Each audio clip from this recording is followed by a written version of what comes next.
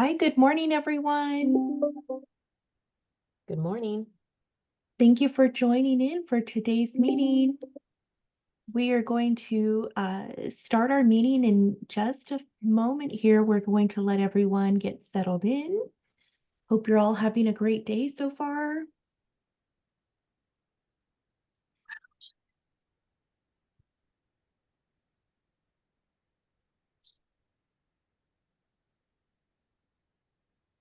All right, so if you're just joining us, thank you so much for joining in for today's Suicide Prevention Coalition quarterly meeting. We are very, very happy to have everyone here today. We will be starting the meeting in just a moment, letting everyone get settled in.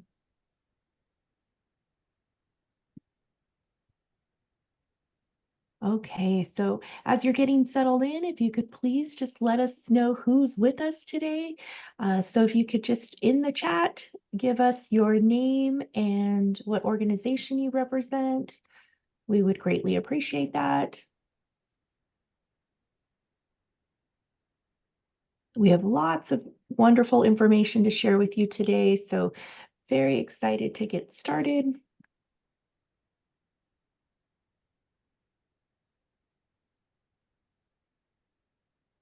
Okay. Ooh. Thank you all. It's great to see how many folks we have with us today. All right.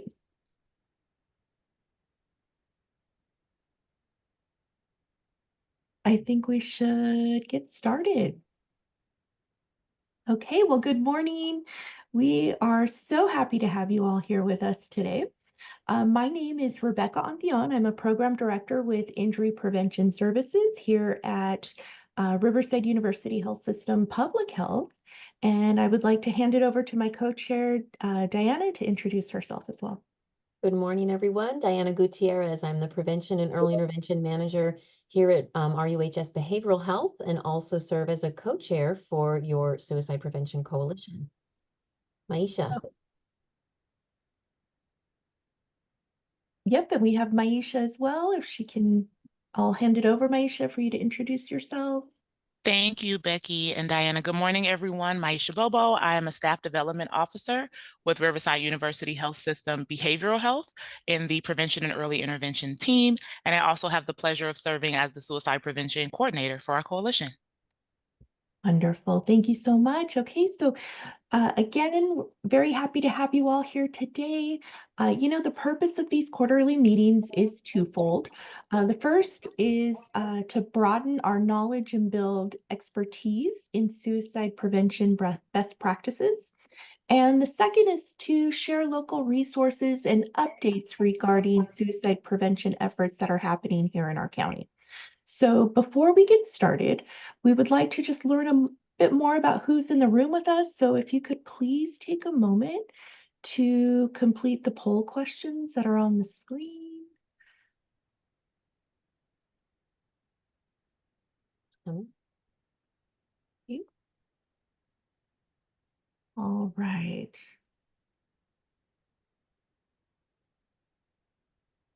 So just want to know who's here with us today. So if you could just fill out some of these questions for us, what region you represent, what population you serve here in our county, the best, what best describes your work setting, and then, what you hope to gain from today's presentation.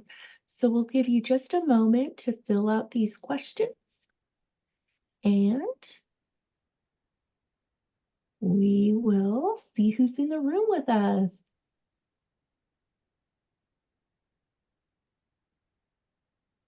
Okay. Give you just a few more seconds here. Get those last questions answered.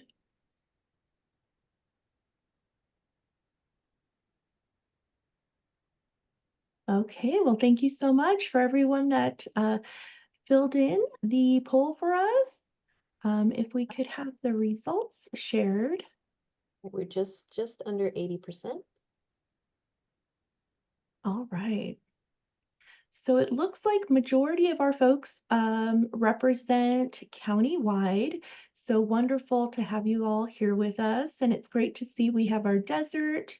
We also have our mid-county region and our western region represented. We do have, for those that are who you serve, we see that we have a nice mix of folks who are serving our transitional age youth, children, and even our adults and older adults. So welcome. We appreciate having you here.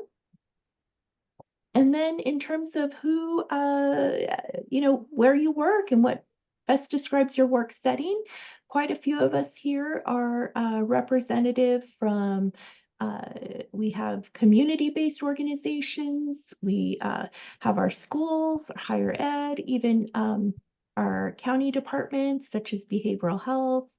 And then we have even folks here from law enforcement and hospital first responders, elected officials, and even others. So we just welcome all of you.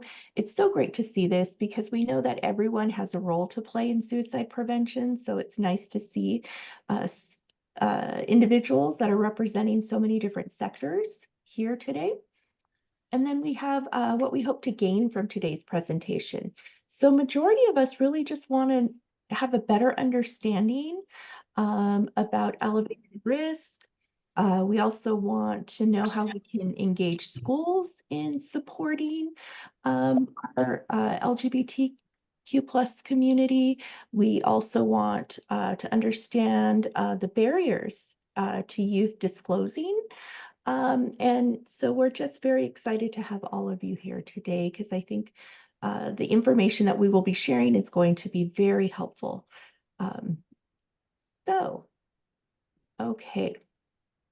So moving along, we in our agenda for today, we do have quite a bit that we're going to cover. So first, you're going to get a quick overview of our coalition, followed by a presentation titled LGBTQIA plus 101, and that's going to be given to us by Robert Bohan Lara.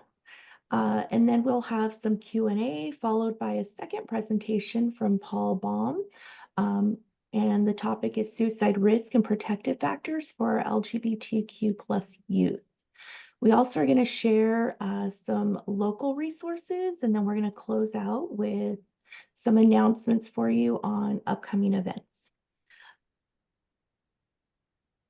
So just a quick snapshot of what we've got covered.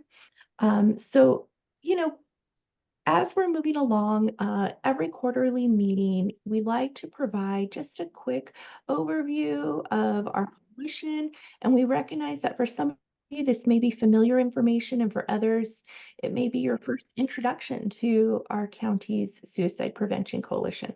So first, we just want to start off by reviewing our coalition's beliefs, and that starts with suicide is often preventable with the right knowledge and skills. And we also firmly believe, just as I said earlier, everyone can play a role in suicide prevention, regardless of background or experience. So hopefully you see us by our beliefs. That's why we so very much welcome everyone and anyone who wants to join in these efforts.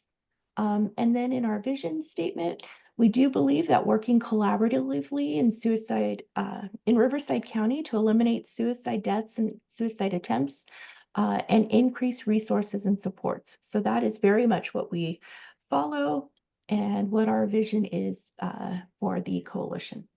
So now I'm going to hand it over to Diana, who's going to talk a bit more about the coalition structure.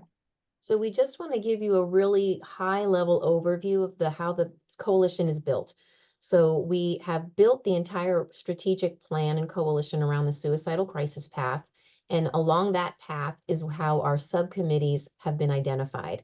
So currently the coalition is co-led as a partnership between public health and behavioral health. We do see suicide prevention as a public health issue.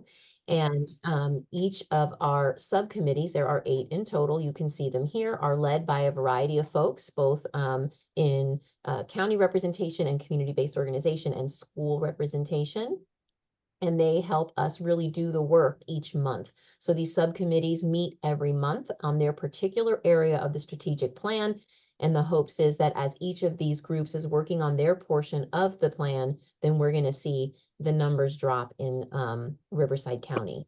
And so if you want to know more about what the work specifically is, we will have an update document that will be shared with you all along with these slides and the recording after our presentation today. But you can also scan that QR code or go to rivcospc.org. That is our website that has the strategic plan. It has subcommittee agendas, minutes, and information about their current initiatives and projects. And you can find all sorts of resources and other information on that website as well. So I encourage you to check it out if you haven't already. And so I want to take just a couple of minutes to talk about community agreements. The goal here is remembering that when we talk about suicide, this can bring up a lot of emotions. And we want to make sure that this is a safe learning environment because we're all here to make improvements in the area of suicide prevention for Riverside County. So we ask as we're meeting with you today to help create a safe learning environment for our presenters and for everyone in this space together, that you be present, that we demonstrate respect, and that you share what you've learned. We want you to take the knowledge from this information, apply it to your work every day, apply it to your lives with your family and your friends and your neighbors, and share broadly. We're recording today, and we'll be putting this recording on our rivcospc.org website. You can see all previous quarterly meetings there as well. And so if someone's not here today and you think, hey, they could benefit from this information, direct them to our website. Into the work that we're doing so that everyone benefits from having this amazing information that can help shape and support Riverside County community members. All right, so we're through all of that. Now we want to get to the good stuff, which is our content of the day. So I want to welcome our first presenter for our meeting today, Robert Bohan Lara. Rob is a certified Medi-Cal senior peer support specialist for the Desert Region Children's and Transitional Age Youth Programs with Riverside University Health System's Behavioral Health Department. Thank you for being here today, Rob, and the floor is now yours. Thank you very much, Diane. Thank you. Thank you, everybody. Welcome. I'll begin. So our presentation is going to be on LGBTQIA 101. Let's get started.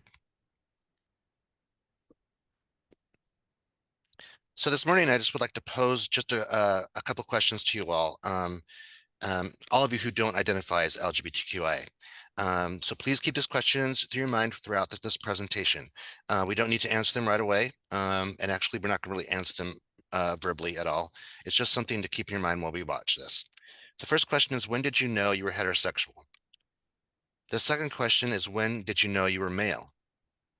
And the third question is, when did you know you were female? All right, next slide. So we've always been here. In the end, it's a human struggle. The story and history of the LGBTQIA community is a complex tapestry of a people who, even with all the millenniums of bigotry, persecution, showed incredible resiliency and bravery. It is a story of determination and tenacity that even with all the odds against them, they not only survived, but persevered, finding passionate love, loss, triumph, and unimaginable barriers in self-acceptance. Next slide. So what does LGBTQIA mean? Well, let's just break it down. L stands for lesbian. That's women who are attracted to their own sex. The G stands for gay, which stands for men who are attracted to their own sex. And gay can also mean both lesbian and gay, but they are separate, but there's sometimes they're grouped together. B is for bisexual. That's men or women attracted to either sex. T is for trans. Someone whose gender differs from the sex they were assigned at birth. Q is for queer, an umbrella term simply meaning anyone who identifies as part of the LGBTQIA community. And queer used to be a derogatory word that we changed and kind of used it ourselves to kind of change the meaning of it. I is for intersex. Intersex is the general term used for a variety of conditions in which a person is born with a reproductive or sexual anatomy that doesn't seem to fit the typical definitions of male or female. And asexual is the lack of sexual attraction to others or absent of interest in or desire for sexual activity. So now we have sexual orientation. Sexual orientation refers to an individual's enduring pattern of emotional, sexual, and romantic attraction. We have heterosexual, which of course is for people of the opposite sex that are attracted to each other.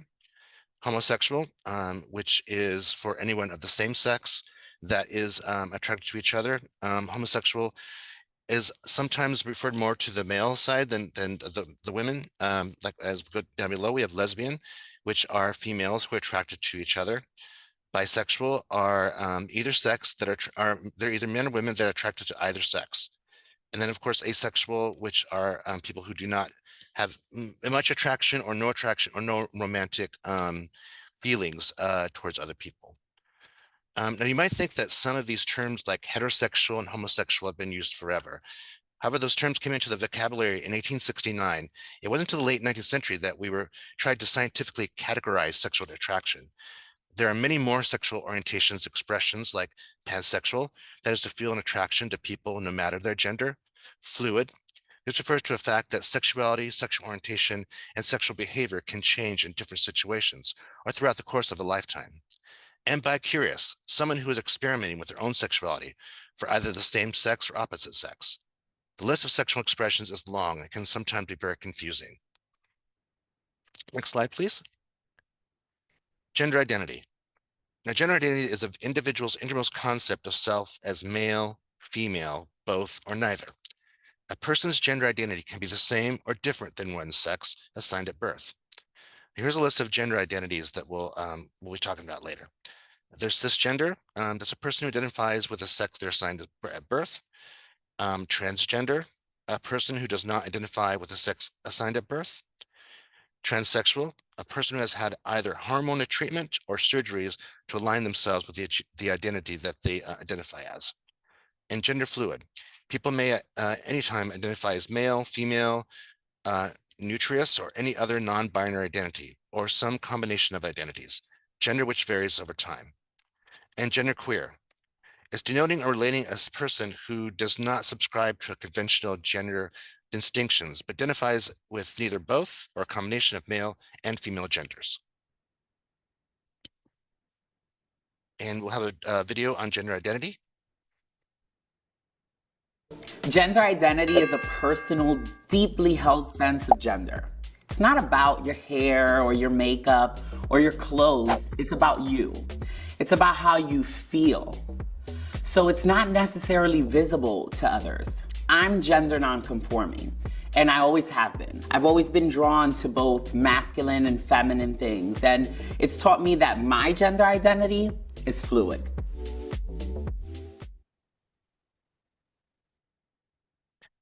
So let's talk about intersex. So we have male and female, but intersex is a general term used for a variety of conditions which a person is born with a reproductive or a sexual anatomy that doesn't seem to fit the typical definitions of female or male. As you see, we have male, here we have the XY chromosomes. Intersex could be XO, XXX, XXY, or XYY. Next slide. So a little more about intersex. Being intersex is naturally occurring variation in humans. It is not a medical problem. Awareness of intersex conditions is growing. In the past, when a baby was born intersex, doctors and the family would decide on a gender and raise the baby as that gender, either male or female. This sometimes caused great harm to those that are intersex. As we explained, both gender is not physical, sexual organs that you may be born with. Children who are born with atypical sex characteristics are often subject to involuntary genital normalization surgery, performed without their consent to fit their sex, leaving them with permanent, irreversible infertility and causing severe mental suffering.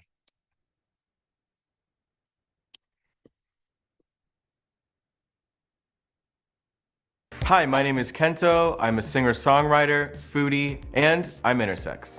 Intersex means someone who has a reproductive or sexual anatomy that does not seem to fit the typical definitions for the female or male sex. Some identify with the gender assigned to them at birth, while many others do not. I didn't understand what that meant when I was told I was intersex. I had never heard of it. I didn't have any information. So I began educating myself and I learned a lot about myself along the way. Intersex is a variable gender expression. There are more configurations than XY or XX. Everyone is so different, and every intersex person is different. If you are intersex and you have questions, reach out. There is a whole beautiful community of intersex individuals, and we're here to help you. Hi, my name is Ken. So now we have the gender unicorn. I love this graphic. So this just kind of explains a little bit about the identity and also emotional and physical attraction. So of course we have gender identity, which is from the mind. It's what we think. That's who we are and what we know we are, and gender expression. Then we have sex assigned at birth, female, male, or other, intersex. Next, we have the physical attraction, who we're attracted to, sexually attractive, that's men, women, or other genders. And then who we're emotionally attracted to, who we fall in love with, women, men, or other genders.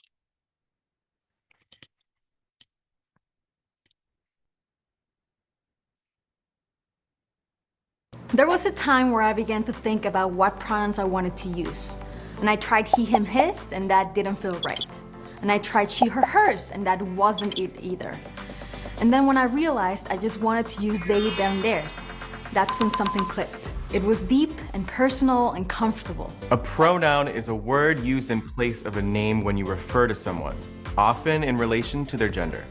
Gendered pronouns include she, her, hers, and he, him, his, like she ran the marathon. Gender neutral pronouns include they, them, theirs, used in the singular. So I would say they ran the marathon, but I'm talking about one person. There are also neopronouns that include sie, their, theirs, I am, ers, and pair, per, pers, as well as many others. Personally, I use all pronouns. So if you're talking about me, you would say that they love singing.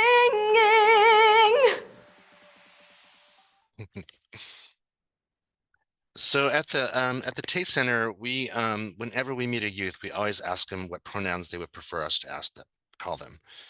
It's just kind of a way to let them know that we are a safe place, and wherever they feel who they are, that's we'll respect those pronouns. It can be confusing, and you're going to make mistakes. I've made mistakes. Sometimes it's hard to remember, but the thing is just to apologize and then move on. Usually someone who has different pronouns than what maybe I'm used to or what you're used to, they'll understand as long as you apologize and just do better next time. So now we have our next slide. It's called Language is Powerful. So we have an ally. Ally is someone who supports equal civil rights, gender equality, and LGBTQ movements and advocates for the community.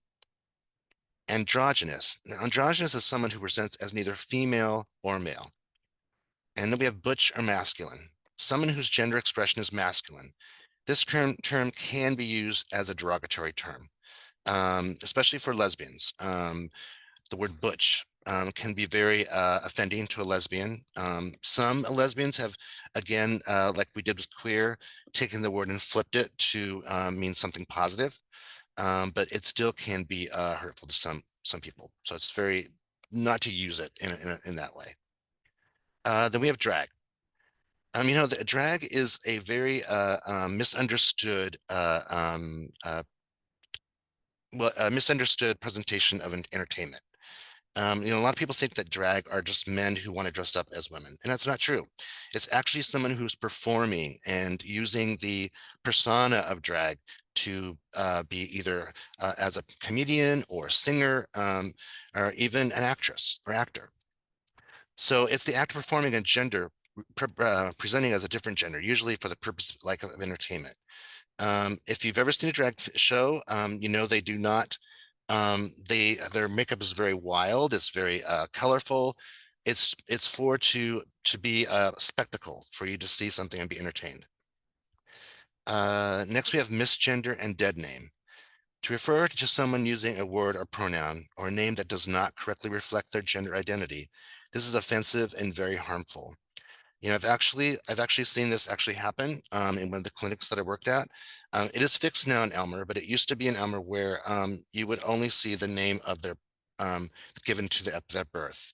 So we did have some OAs unfortunately call someone at their dead name, and that really offended them to the point where they were very upset. And we, you know, we had to take them in and you know, talk through that what happened, and also just inform and give education to the OAs. So, you know, make sure that when you have someone that uses a name that's changed name that's not what they are born with, respect that name and use that. And if you do make a mistake, it does happen, apologize again, and just move forward. So next one is STEM or STEME or STEM. This is used with Black or Latino Latinx, gender neutral word for Latino. That one is a new one. I didn't know that until I looked this one up. The next one is Two-Spirit, a modern umbrella term used within indigenous communities of North America that bridges indigenous and Western understandings of a gender and sexuality. LGBTQ youth population in the United States. So 3.2 million of youth aged 13 to 17 identify as LGBTQ. Of the 3.2 million, 52% are people of color. These numbers represent the 9.5% of the population of youth identify as LGBTQ. Now, 1.4% of the youth in the US identify as trans. 9.2% of all youth identify as gay, lesbian, or bisexual. And 2.2% of youth identify as questioning, whether it comes to their sexual orientation, meaning that they're not sure. They're experimenting. They're not sure if they're gay, straight, or bi, and so they're just working through experimentation of what they're going to be. So next we have historical trauma. Historical trauma is identified as an intergenerational trauma that has been experienced by a collective group of LGBTQ, a group of people. For the LGBTQ people, historical trauma is connecting the violent anti-LGBTQ oppression that this community has experienced throughout the history, from being targeted by the Inquisition and sentenced to death for sodomy in the 13th century, to being arrested and put into concentration camps in Nazi Germany, to being arrested for gathering in public bars or homes by police in the 1950s and 60s, often being sent to psychiatric hospitals where the treatment was either shock therapy, castration, or lobotomy, to watching loved ones and friends die during the AIDS epidemic during the government's lack of response, and to being hunted and brutally murdered like the victims of the Pulse nightclub shooting in Florida, and also to be subject to conversion therapy, which can be emotionally and physically damaging, with the statistics of someone being twice as likely to commit suicide if having undergone conversion therapy. This historical trauma is felt collectively in the community and may develop negative psychological symptoms because of it. The suicide rate and murder rate for LGBTQ people is staggering. A little bit more conversion therapy. It's still happening all over the United States, though it is illegal in most states, but it is happening under radar. For youth, they're also having camps that they are established in different countries to be able to do conversion therapy, where it's more accepted and where LGBTQ laws are still discriminatory. There is a video that I encourage you to check out if you're interested. It's a documentary called Gay and Evangelical Troubled Teens at Christian Reform Camps. It's a camp that was started by an evangelical group from the United States in the Dominican Republic, which is a country next to Haiti. The Dominican Republic's reputation for LGBTQ rights has not been good. Though in 2024, the country did decriminalize LGBTQ, but they did not experience protection under the law. This group was advertising into the evangelical churches that they would provide services for parents who identified as LGBTQ. Parents would pay to send their children to these camps to undergo conversion therapy. In the documentary, it kind of focuses on one boy, and the only way that the boy actually got out of the camp was because his friends and his teachers were actually asking questions and started investigating to find why the boy disappeared. It's really a heartbreaking video to watch, but it's actually pretty also It's also seeing resiliency in the boy, how he encompasses his self of who he really is, and how he moves forward in his life. All right, next slide. So this video is from 60 Minutes, which is a television show on CBS. This is from 1967, Mike Wallace.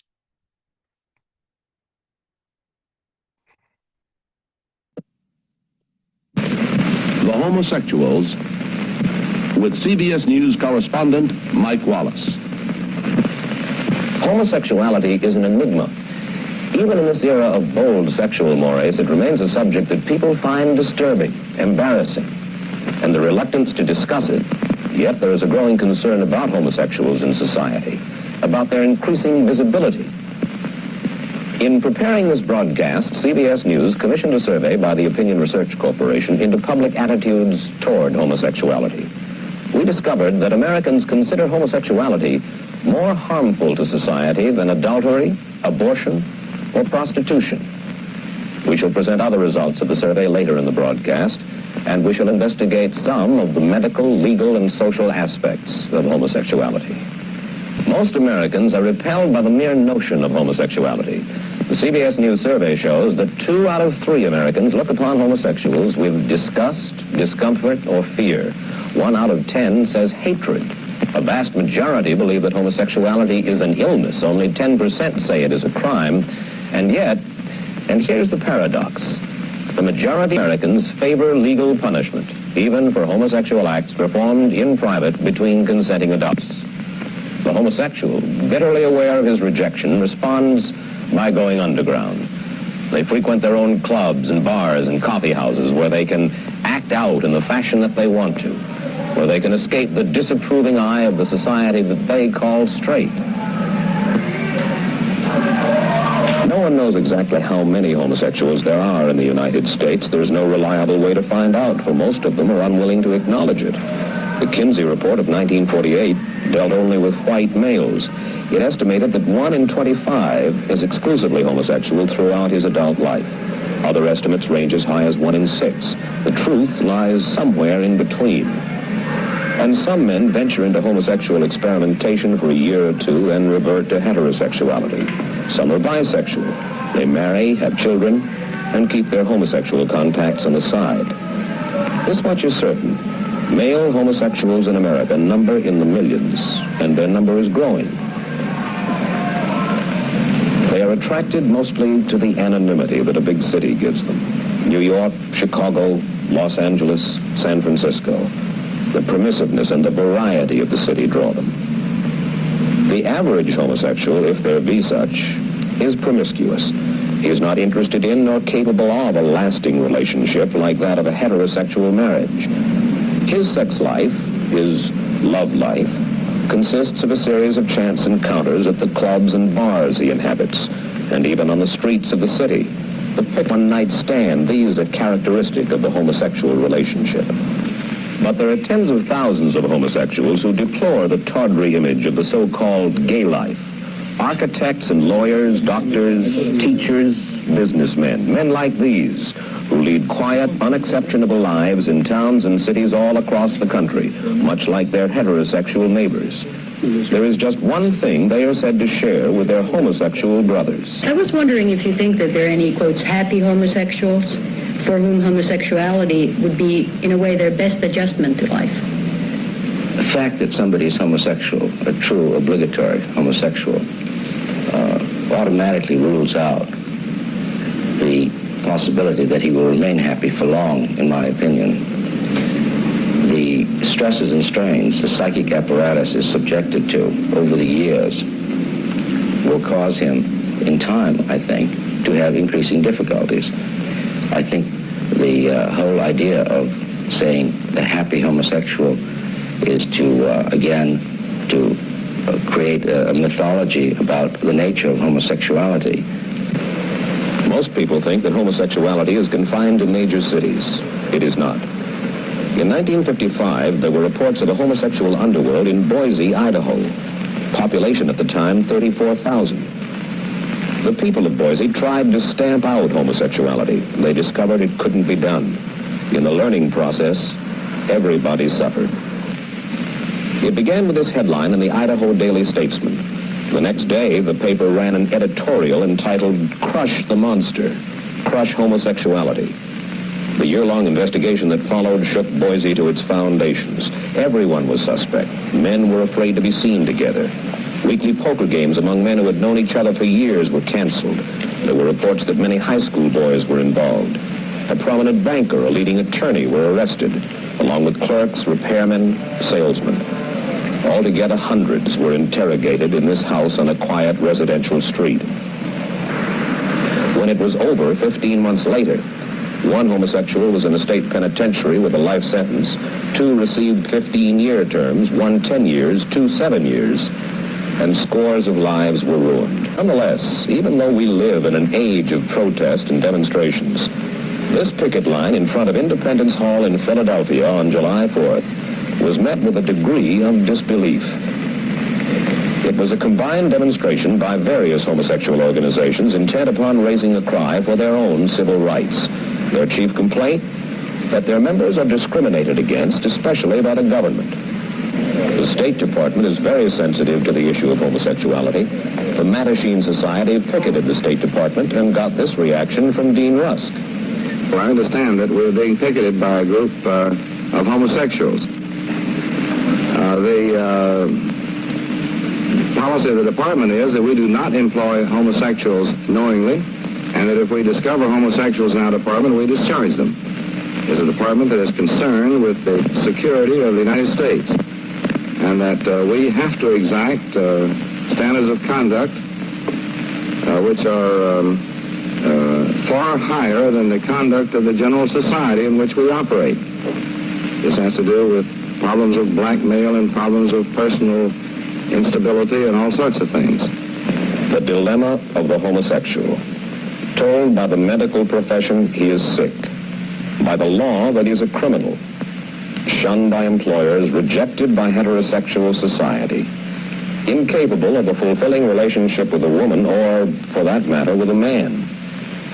At the center of his life, he remains anonymous, a displaced person, an outsider.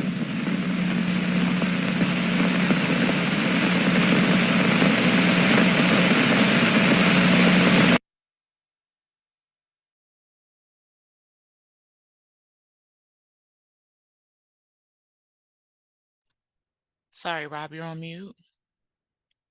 Sorry about that.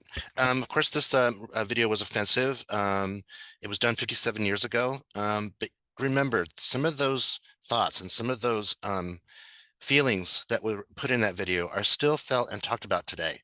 So that language is not over. And that's the reason why I chose to show the video.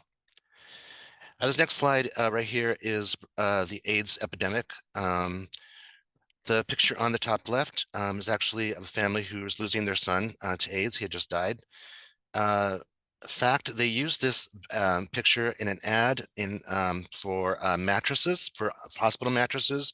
The family did this to promote language and to make people speak about what was going on with AIDS. On the bottom left is a gentleman who has AIDS who is speaking out his own coffin for his funeral. In the middle picture, we have the AIDS quilt, which was put across the great lawn of the Capitol. Top right, we have a gentleman who's saying goodbye to his partner.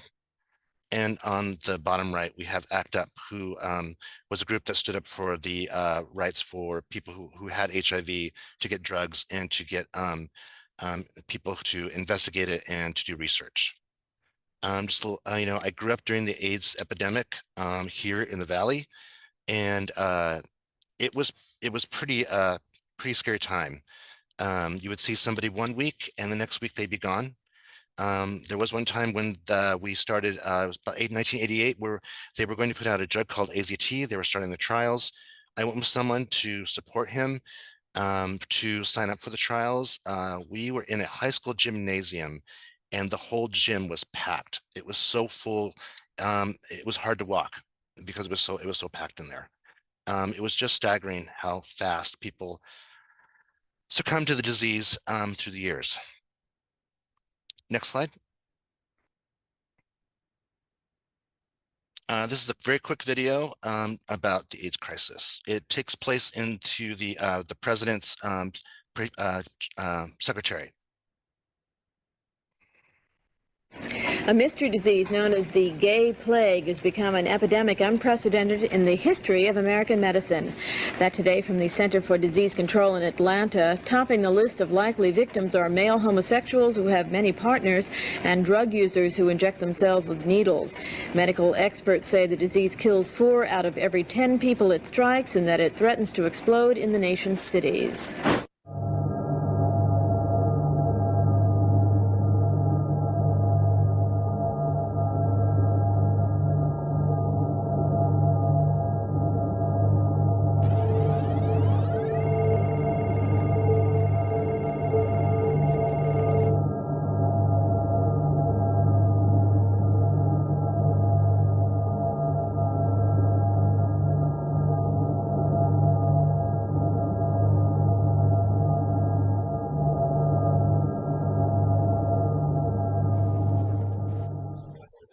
Action to the announcement of the Center for Disease Control in Atlanta that AIDS is now an epidemic in over 600 cases. And over a third of them are died. It's known as gay plague. No, it is. I mean, it's a pretty serious thing that 1 in every 3 people that get this have died, and I wonder if the president is aware of it. I don't have it. Are you? Do you? You don't have it. Well, I'm relieved to hear that, Larry. Do you? No, You didn't answer my question. How do you know? Does the president, in other words, the White House looks on this as a great joke. No, I don't know anything about it, Lester. Does anybody in the White House know about this epidemic, Larry? I don't think so. I don't think there's been no personal experience here, Lester. No, I mean, I thought you were keeping... I checked thoroughly with Dr. Ruge this morning, and he's had no patients suffered from AIDS or whatever it is. The president doesn't have gay plague. Is that what you're saying, or what? No, didn't say that. Didn't say that. I thought I heard you on the State Department over there. Why don't you stay over there? Because I love you, Larry. Oh, I see. Well, let's don't put it in those terms, Lester. Oh, I retract that. I hope so.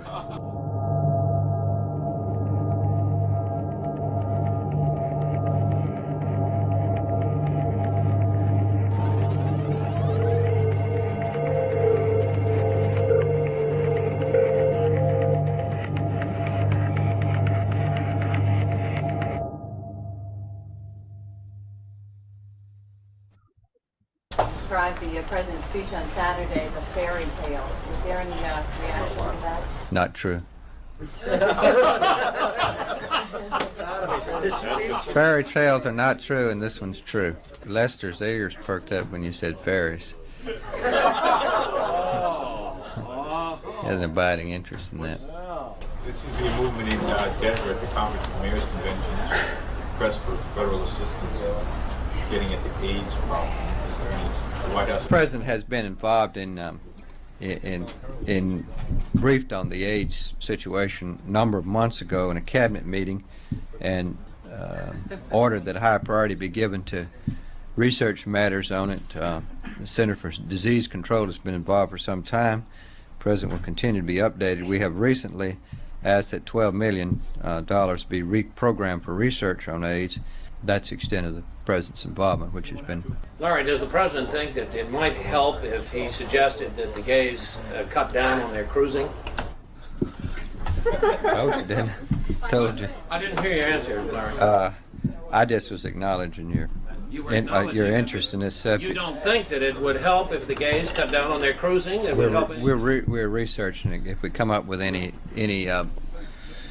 research that sheds some light on whether gays should cruise or not cruise, we'll make it available to you.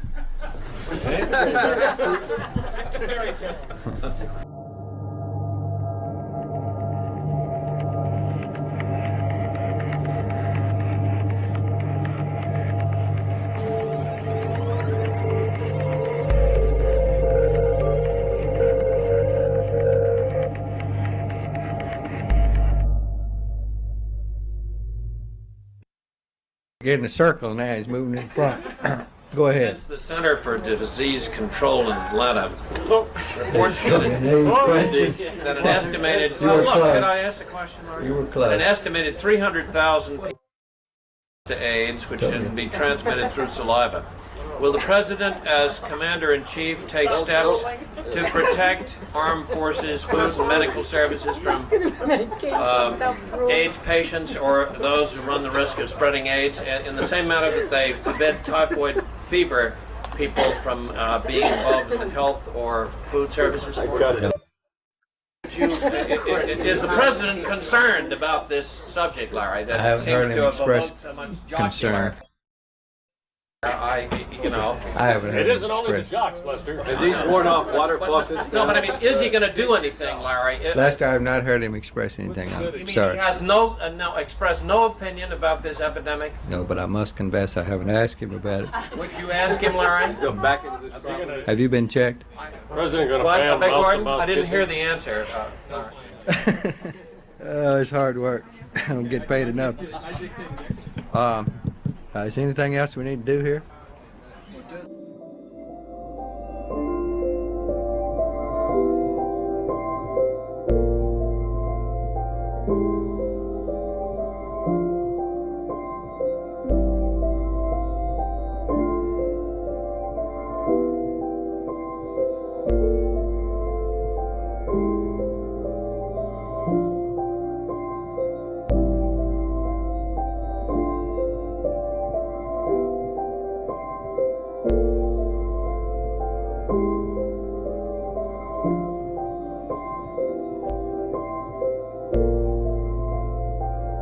All right, you can stop the video. That's the end.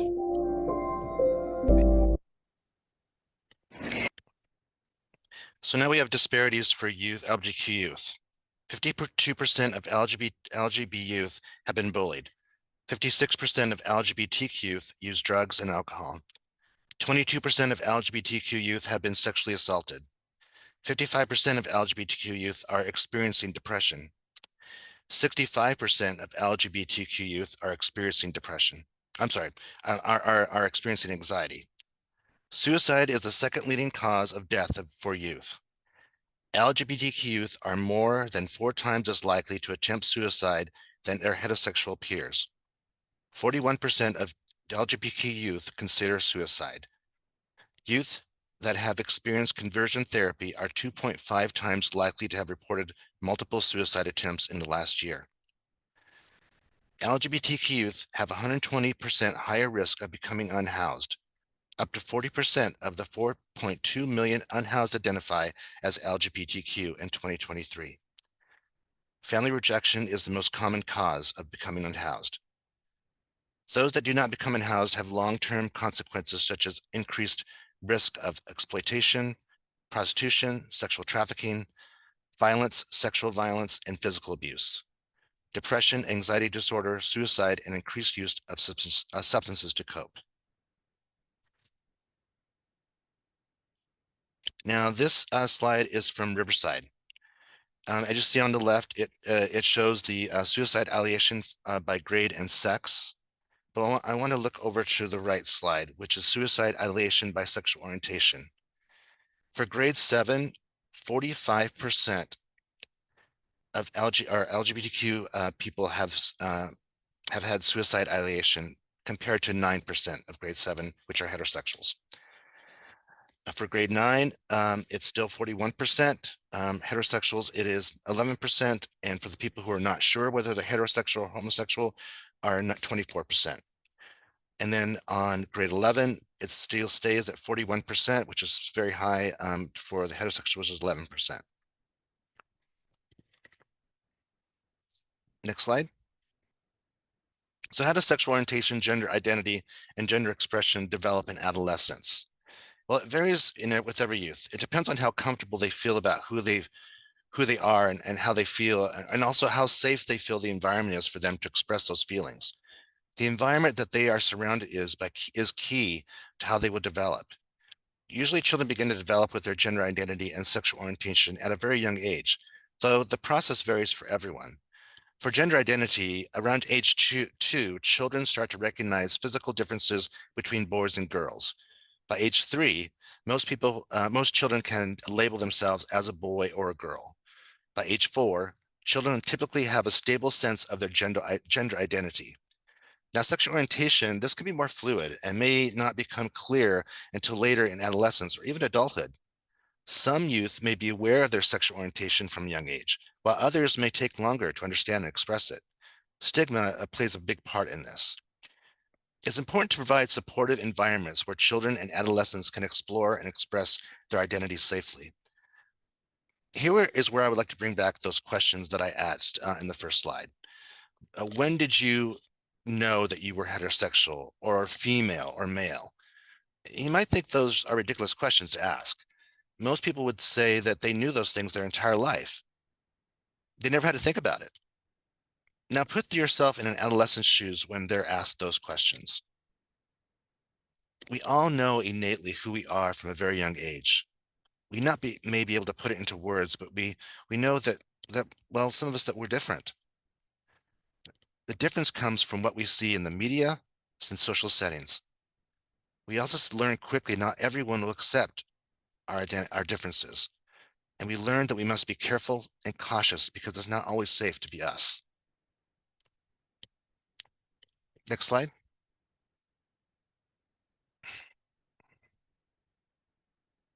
The U.S. State Department is issuing a global security alert ahead of Pride Month. That starts June 1st.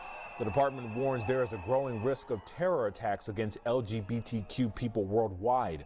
The FBI issued a similar warning this week. Officials want any U.S. citizen planning to travel overseas to be extra cautious near Pride events. The Colorado Republican Party is calling on people to burn all gay pride flags and proclaiming in a mass email to supporters that, quote, God hates pride.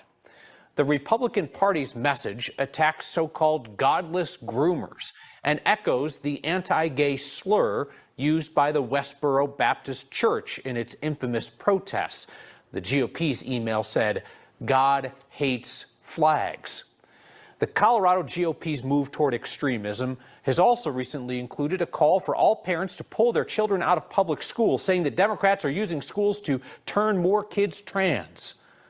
The head of the Log Cabin Republicans of Colorado, an LGBTQ conservatives group, called the leadership of the Colorado GOP morons and said that the anti-gay message was hateful. Valdemar Archuleta, who's also the Republican candidate for Congress and the safely Democratic 1st Congressional District in Denver, renounced his party's endorsement today. A new report from California's Attorney General's office found there were 391 reported hate crimes directed at the gay community between 2021 and 2022. That's a 29% increase over the year before. The report also found 45 hate crimes motivated by anti-transgender or anti-gender nonconforming bias. That's up 55% from the previous year. And when it comes to California's youngest residents, the report says LGBTQ plus children are victimized and bullied at rates 4 times higher than non-LGBTQ plus children, and nearly half of all gay youth seriously considered suicide in 2022. The U.S. So, in conclusion, how do we serve this community better? I'm hoping some of you are coming away with the realization that serving this culture can be complicated at best. The LGBTQIA people have been silenced for so long and have had to hide themselves from their loved ones and even sometimes from themselves. The community had to learn to live in the shadows, to be invisible in order to survive. This invisibility still stays with the community in the media and in public mind at large. Though the community has stood up and fought for its rights, a louder voice of fear and untruths still bangs its drum. It's easier to believe the untruths and fears than ask the important questions and search for those answers. We as mental health workers need to show them compassion, understanding of why the disparities for this community are so high. We need to take the time to be culturally competent and learn all we can learn and be humble enough to know that we have more to learn. Now, why is it important to celebrate Pride every year? It is to celebrate the people that rose above the oppression and hate and fear. And it's also a reminder that basic human rights can't be taken for granted. If history has taught us anything, it's that these rights are fragile and can be taken away. And when or if that happens again, we as a people will rise and remind people that where we came from and where we are going. We are here and we have always been here. We are co-workers, we are friends, your sons and daughters, your brothers and sisters. And though we carry years of historical trauma and pain, we are a rich, diverse people with an abundance of resiliency and hope for the future. We all carry biases. I mean, we're human, right? Yet to do no harm and to serve this community better, we must train our staff to put those biases aside and to be open-hearted as well as open-minded. Thank you. Wow, Rob, thank you so much. That was an amazing presentation and really set this solid foundation for diving a little bit deeper into the arena related to suicide. So thank you so very much. For sake of time, I'm going to move us right into our next presenter, but we hope that you'll stay with us. And as there may be any questions for Rob, you can feel free, everyone, to put them in the chat, and Rob can stick around, and then we'll have open Q&A for both presenters as we get toward the end of our time together. So thank you again, Rob, and I would like now to take a moment to introduce our next presenter, Paul Baum. Paul began his journey as a peer support specialist, pursued higher education, and is now a licensed clinical social worker. Paul's experience includes serving as lead therapist with the Riverside County Mobile Crisis Management Team. Paul also served as student supervisor for Renewing Hope Strategies, focusing on therapy for LGBTQ+ youth and mentoring students, many of which hope to specialize in working with LGBTQ+ youth one day. Paul also served as lead trainer and consultant with Renewing Hope Family Counseling Center. Paul's received specialized training in transdiagnostic LGBTQ affirmative cognitive behavioral therapy from Yale University and World Professional Association of Transgender Health, general and advanced training. Paul also founded Victoria Community Counseling and serves as the CFO, secretary, and business owner. Please join me in welcoming Paul Baum.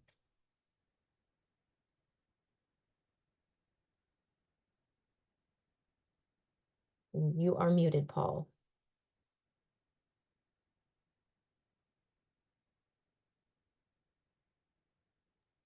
There we go. Thank you so much.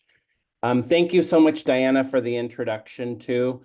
I'm so honored to be here today. My name is Paul Baum, and I am here to present on suicide risk factors and protective factors for our LGBTQ+ youth, guide creating supportive community. Rob, amazing job. I mean, truly, truly. I would love to follow up with you too. I want to share a little bit about my background, the reason I'm here. So as Diana gave a brief introduction, I began as a peer support specialist with Riverside University Health System Behavioral Health about 10 years ago, and just honored to be able to share my lived experience, which I will share briefly today because I find it very impactful in presentations, as well as some of my clinical findings through the last 5 years serving as a clinical therapist and a licensed clinical social worker. I went on to pursue my higher education, becoming a licensed clinical social worker, LCSW. I graduated from Loma Linda University, and I will tell you one of the questions that I asked, because it is a private Christian Seventh-day Adventist university, I said, I want you to know that I am going to be doing studies on LGBTQ+ youth, and in particular transgender. Does this coincide with your mission? The person that interviewed me was, we want you, we absolutely do. So I think it's important to ask those questions. I was also a lead therapist for the Mobile Crisis Management Team, and I believe that's very important to talk about today because crisis services are so important when it comes to suicidality and LGBTQ youth. And I will tell you that there was definitely a disproportionate amount of LGBTQ+ youth in that mobile crisis setting as well, due to some risk factors that Rob already brought up, and I'll bring up some of those as well. I'm current supervisor for Renewing Hope Strategies, which is the nonprofit serving for Renewing Hope. I focus on therapy for LGBTQ+ youth and mentoring students specializing their studies in LGBTQ+ youth populations as well. Some of my professional achievements, as Diana had said, the World Professional Association of Transgender Health General and Advanced Training. I highly want to recommend taking that training if you've not had an opportunity and you're either a peer support or paraprofessional or a clinician.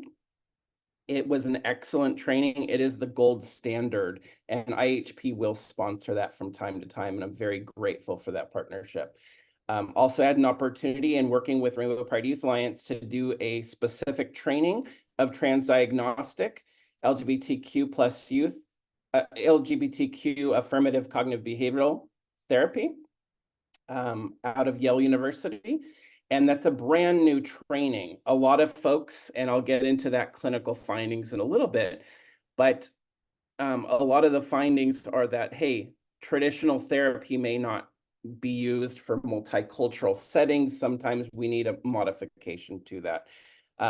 Was also awarded a contract for LGBTQ plus youth as LCSW with Rainbow Pride Youth Alliance, which is one of our neighboring organizations that serve LGBTQ plus youth.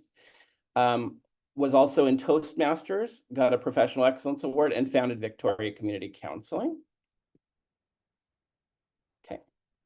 So some of the learning objectives today, and I am going to keep a very strict time. I got my timer right in front of me. One of the skills I learned in Toastmasters, so I'll keep a very close eye on that. So with the learning objectives, I have 5 that are identified. Identifying ways to increase community collaboration, increasing cultural competency within LGBTQ plus youth or serving, improving inclusion within the decision-making process, encouraging a wellness-focused recovery resilience approach, and integrating support services as well. So today's overview, there's going to be 3 main parts on this. I have expanded a little bit. I actually added 2 slides as people were responding to the poll and as Rob was presenting, because, and the reason is, this is evolving. You'll see some statistics from 1985, 1995, with the Trevor Project. Some of the most recent stuff is from 2022. It takes a while to get these statistics out. And as Rob mentioned, and some of the videos mentioned, people may not self-report because there is that fear. So understanding suicide risk factors for LGBTQ plus youth, identifying protective factors, right? We don't want just the problem, but we want a solution there. And then establishing suicide prevention efforts, which I truly believe that PEI is doing a great job with. The ASSIST training, the other trainings, absolutely phenomenal. Today's main takeaway, understanding suicide risk factors and warning signs, recognize risk factors and warning signs associated with suicidal behavior. Effective communication strategies, skills for open, empathetic conversations about suicide, fostering a supportive environment. Intervention and crisis response. Mostly I'm focusing there on resources, practicing for intervening during a suicidal crisis, providing immediate support, safety planning, crisis resources. I truly believe that PEI does a great job with this, with the ASSIST training, with some of the other trainings. That's where 1 hour is not going to do justice for this entire umbrella. There will be follow-up, and I will provide my contact information at the very end as well for follow-up if people need support. Reducing stigma and promoting mental health, encourage a culture of acceptance and understanding. And as I was doing some of my research, there definitely are community organizations doing this. So understanding suicide risk factors for LGBTQ plus youth. These are just a few of the statistics I got from 2 different resources. I'll cite those at the very end. Most of what I pulled from was the Trevor Project, which is more of a national, where Rob was focused more specifically on Riverside County.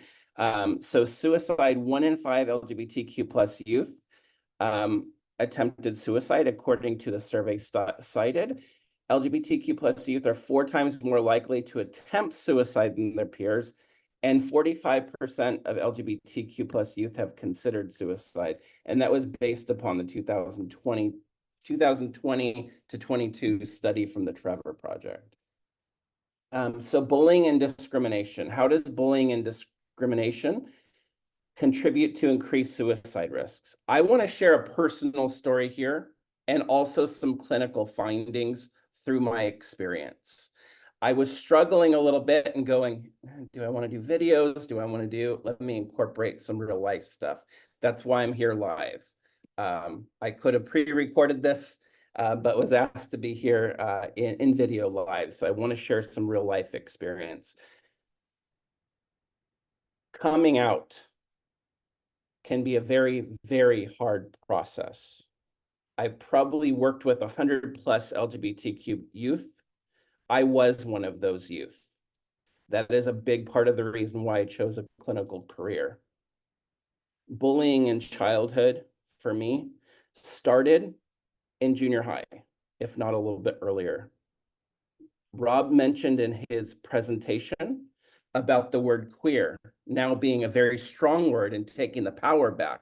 However, in my youth, it was a game called Smear the Queer, where basically bullying, tackling, beating someone up, okay? We see this, and what this led to for me, I'll say personally, was severe depression, severe anxiety, okay? And I didn't have the voice and I didn't have the safety in the community that I do today. I speak from a place of privilege and honor that I have an opportunity today to live. I tell people I've had my 9 lives. I'm that cat that's lived 9 lives. And today I can speak up and work with youth that are struggling with similar issues, that are coming to me and saying, hey, Paul, my family is bullying me. The students in class are bullying me. I'm getting beat up. And it's a travesty. And this is a dark issue. I will shed some light a little bit later in the presentation, but this is very difficult. I will tell you, and this may be triggering for some people, but it's the reality that people face. I recall, and this was only about 20 years ago, in the realm of my life, that's not that long ago, looking over the 210 freeway and contemplating ended it all. That happened for months at a time.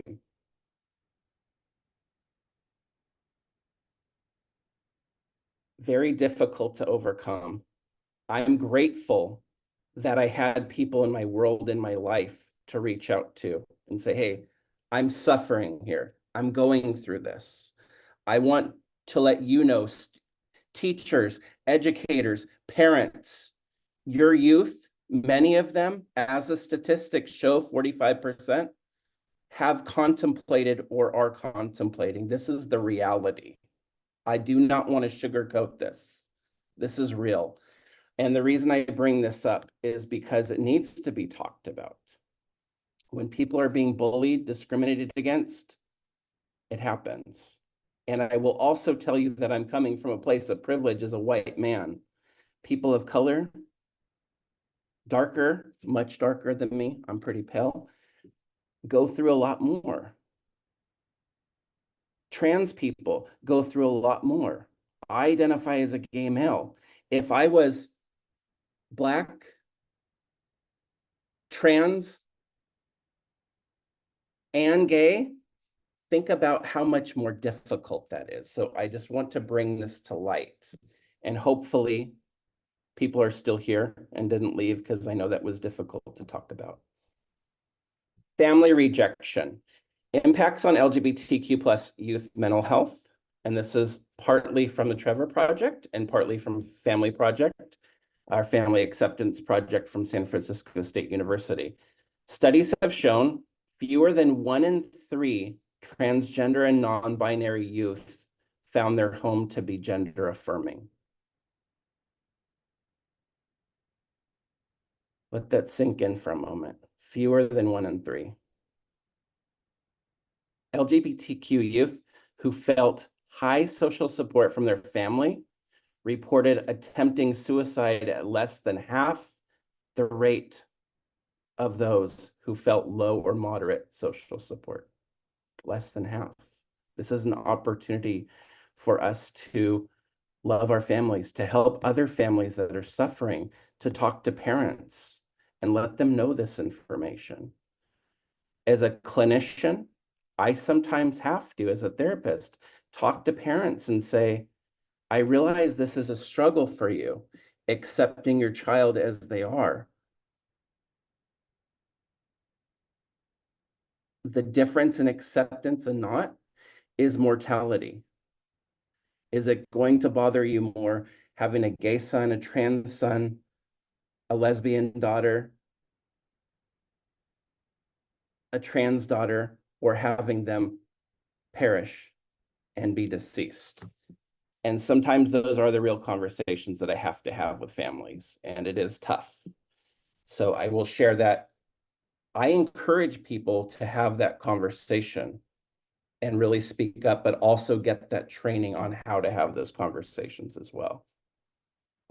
I will tell you that most families that I talk to, once the youth are okay with me talking to them, turns out fairly well, because the youth feel safe in talking to me and other providers that are affirming and really uplifting, and it connects that family bond.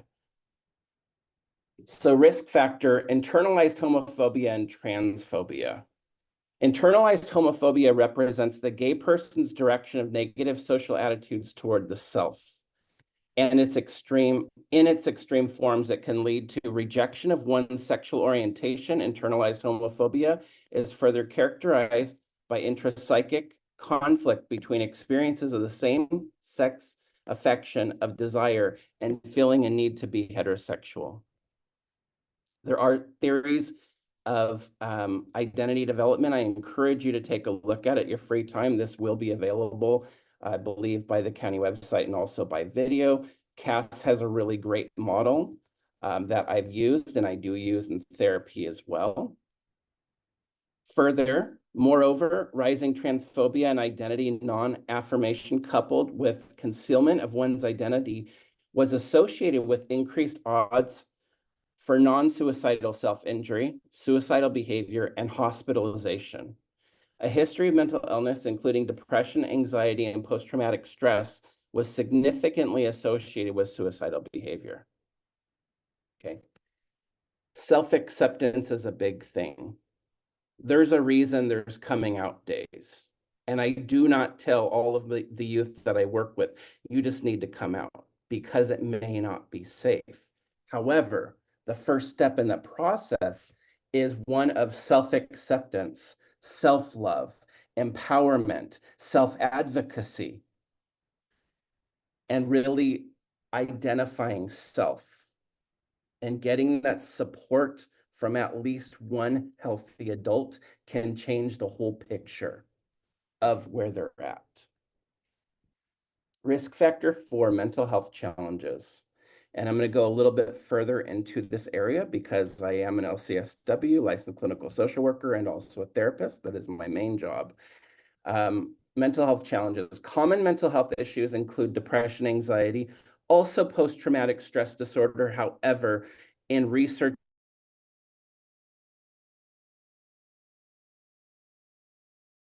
and I'll update this. However, they were more there for depression and anxiety, and that's why I'm highlighting this. But as the prior slide said, trauma, bullying, risk of life, all of these sort of things will also take impact in this.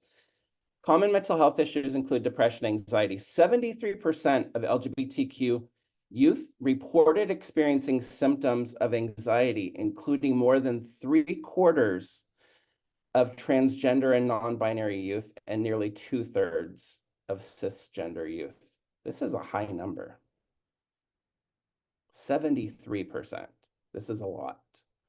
This is the reason I believe there is a disproportionate amount of folks seeking mental health treatment.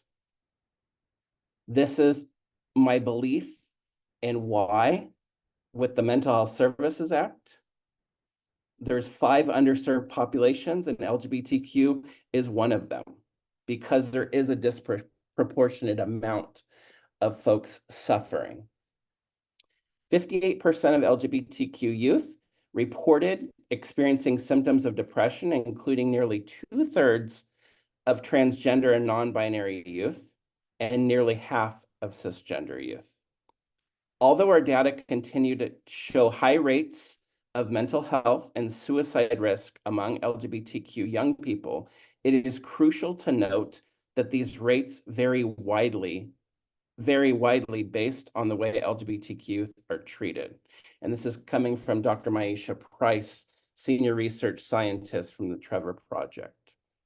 That's going to be part of our risk factors, but moving into solutions.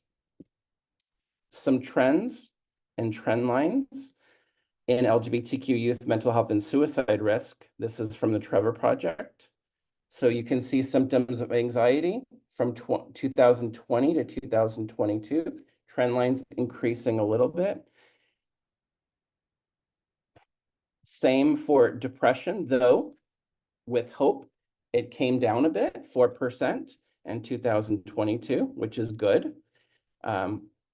Probably some of that in what I've seen clinically is coming out of the COVID pandemic, the isolation, the social isolation that people were facing that definitely had an impact on their social surroundings. If you can imagine the homes not having support in the home and then not being able to go to school physically, not being able to go out due to COVID, that would definitely impact these numbers.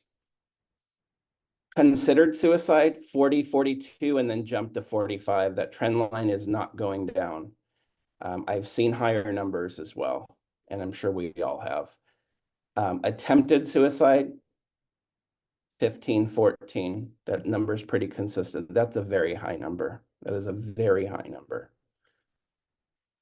When we think about a grade in school and it's less than 70, no, this is mortality. These are lives. This is serious stuff.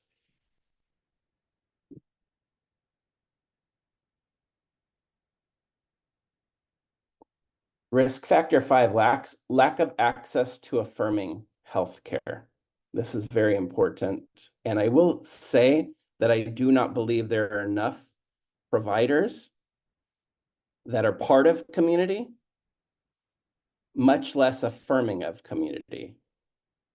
I will tell you this because I know that at Renewing Hope, I was completely full within the first month with referrals, and people continuously trying to find a provider with knowledge and experience working with transgender individuals, not just affirming, but with lived experience and also the ability to relate as well. And I'll jump into that importance of peer support in a moment as well.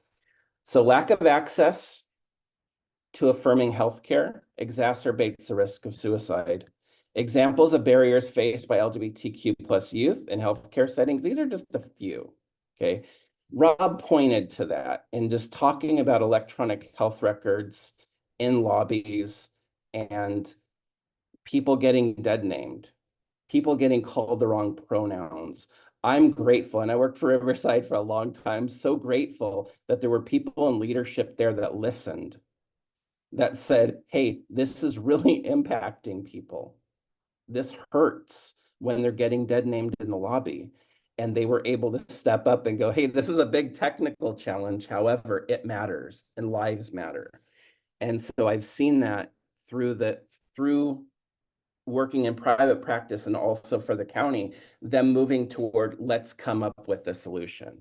And that gives me hope, and I hope it gives other hope. If you don't have that in your school setting, in your work setting, I want to encourage you to ask for that and advocate for that. So barriers, dead naming, right? We went over that earlier. If somebody's name on birth is, just say mine's Paul, but I identify as transgender and my name is Mary, right? That's going to hurt. That's going to hurt real bad. Because there's already that internalized, as we talked about, bullying, family acceptance, etc. Now I'm going to a place of healthcare, and I'm still not getting it. Think about that trifecta: school bullying, family acceptance, healthcare setting.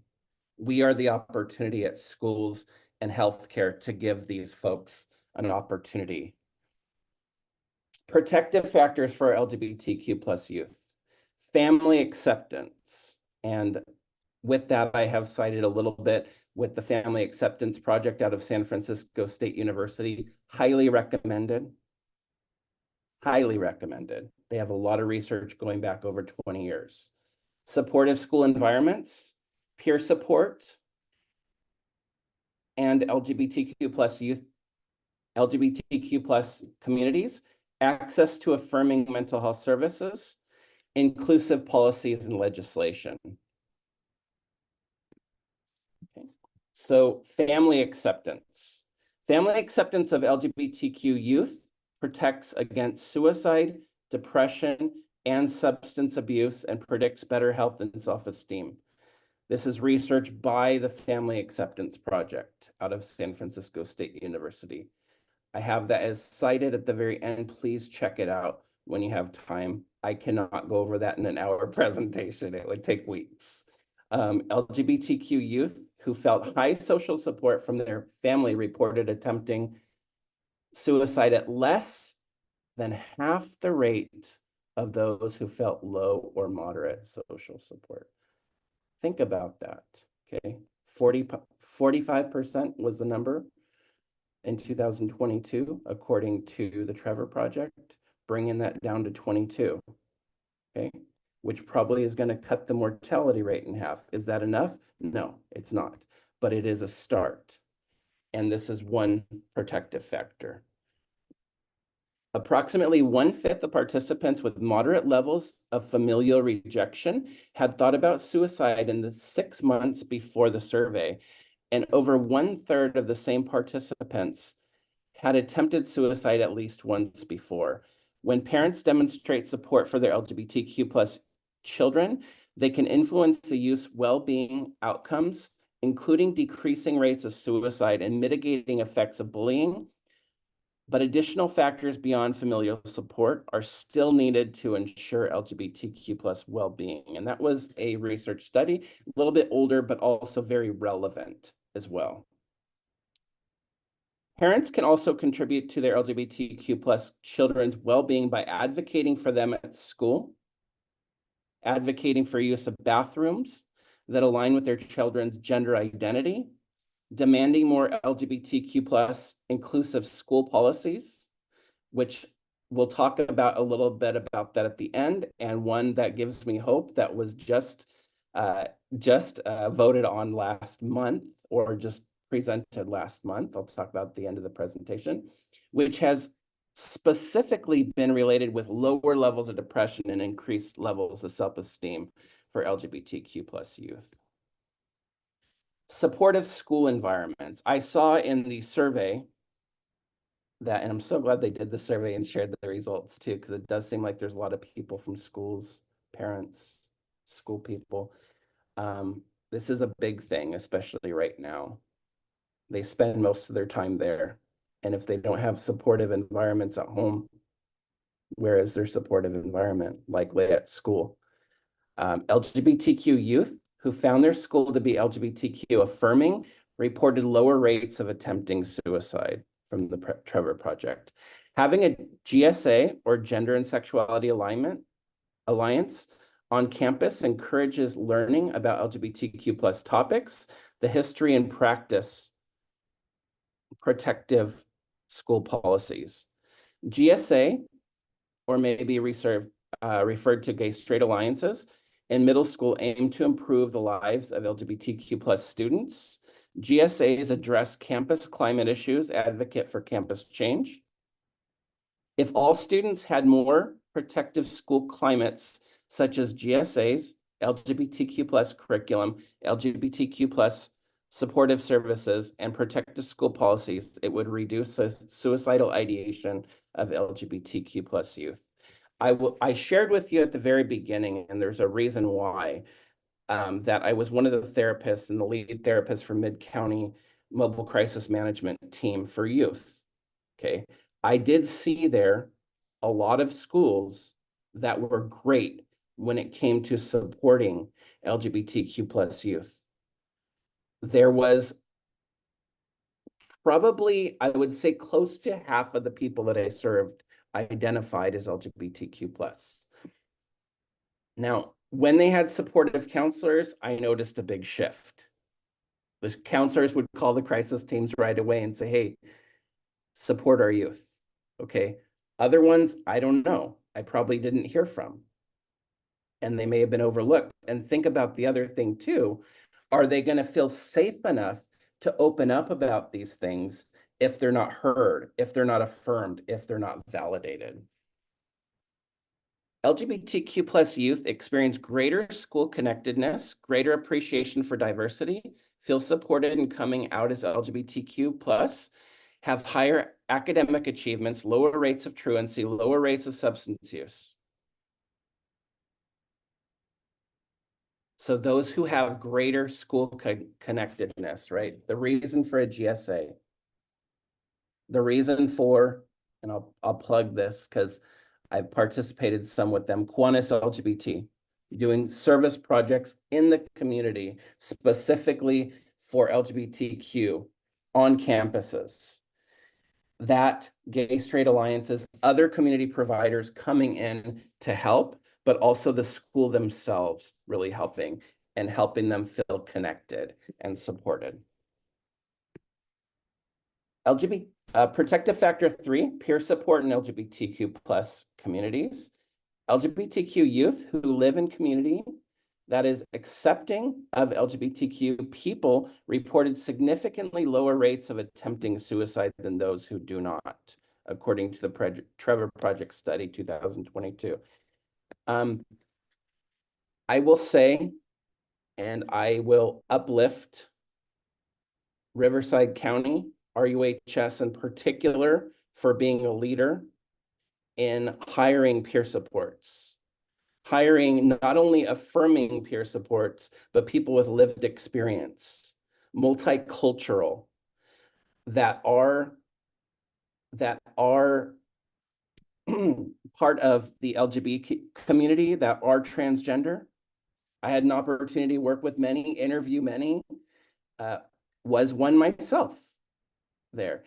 And I think when we have that, and I think integrating that even in schools potentially may be very powerful, maybe an opportunity to help them connect. Sometimes it's hard to open up to somebody that's cisgender, that is not transgender, because they may not understand in the same way. Similar to, I can't ever be, talking to a female and saying, oh, I know exactly what it's like to be a female. No, I don't. I don't have the slightest clue of what it's like. So having those peer supports with the lived experience is very powerful.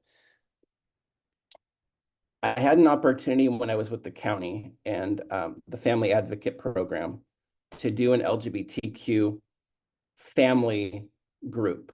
I was very fearful on my interview that they'd be like, your idea of family is skewed from our idea. Okay, I will tell you that family, okay, is for the LGBTQ plus community sometimes is chosen family. We choose our family. Rob talked about drag and the history of drag and being misunderstood. Okay, there's a reason why there's drag daughters and there's drag homes. It used to be to where they're congregating, and that is the safe space. That is the living environment. And so I want to think about this when we think about peer supports, when we talk about community and really connecting. Riverside County and the Inland Empire is such a sprawl in land base, okay? Western region is somewhat pretty unified, okay? It's a little bit denser, but smaller land area. Mid-County is very spread, very different. You've got some pretty rigid cities like Murrieta and Temecula and Hemet out there that can be a little bit oppressive, and have actually passed, with Murrieta School District in particular, passed a school policy outing or forcing outing of students. There is an article, I'll talk about that in a little bit too. So the success of peer support is going to be huge within communities. I do want to encourage reaching out to the peer support programs from Riverside County. Rob's a senior peer. I know there's a lot of other folks there. I don't want to out anybody during a presentation, but there are other folks within the LGBTQ plus community.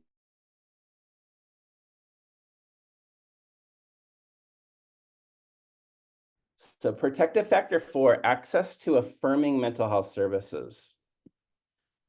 Importance of them. Social workers receive minimal training in their graduate programs on youth suicide and LGBTQ plus populations. Therefore, opportunities must be developed and implemented to prepare practicing social workers on affirming practices with LGBTQ plus youth who are at risk for suicide. Social work graduate programs and continuing education training programs should develop curriculums that include learning about the unique struggles LGBTQ plus youth experience. Role play scenarios aimed at crisis de-escalation and suicide prevention, and information on how to work with parents and families so that they may better understand the unique needs of their child who is LGBTQ plus and who may also be struggling with suicidality. Got a lot of intersectionality there between the mental health, the sexuality, the gender identity, for social workers, for therapists, for teachers, for parents to understand this. I do believe that we need to continually educate ourselves. And I'm grateful to be here today to begin that process. And definitely, you know, there is a lot of resources out there, and I'll provide my information as well. Examples of effective mental health interventions. As I shared, Yale University has one, a CBT, transdiagnostic for LGBTQ. That is a newer training that I believe is very good. Family Acceptance Project talks about trauma-focused cognitive behavioral therapy as being a leader as well. And there are quite a few others. Now, other effective mental health interventions are not just clinical, are not just therapy. Peer support is another very effective mental health intervention. Connecting with somebody like me. If they can see somebody that's a healthy adult, that's similar to them, and connect with them, they have an opportunity to open up, to advocate, to shine.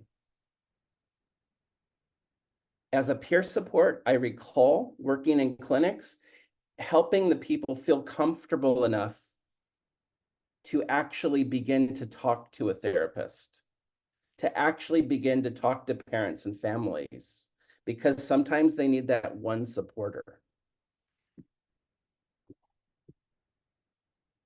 Protective, and also groups, I will say that too. Peer groups, therapy groups, community groups, support groups, GSAs. Protective factor 5, inclusive policies and legislation. And I just want to say the sign language interpreter is doing an amazing job, because I talk very fast sometimes because it's a lot of content to go through. So I just want to uplift our interpreters as well. Impact of inclusive policies and anti-discrimination laws. And this is what I was talking about earlier.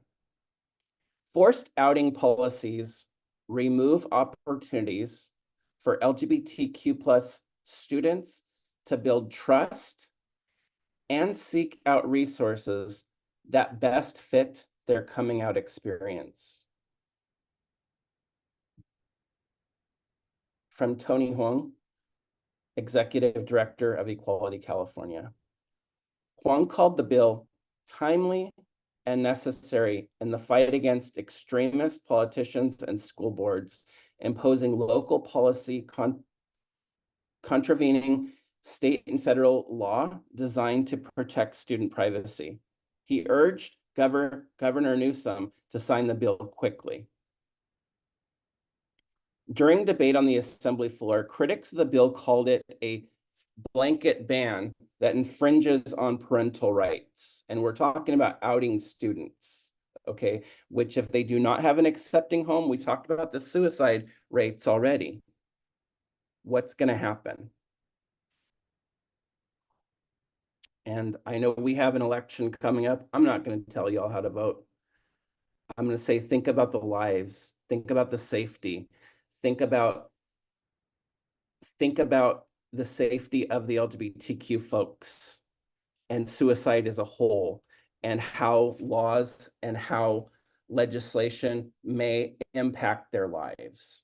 As a social worker, I have to think through that lens. It is not just the person in front of me, it is upstream, because this is flowing fast when it comes to our community and when it comes to safety and suicide. In 2023, at least 10 California school districts,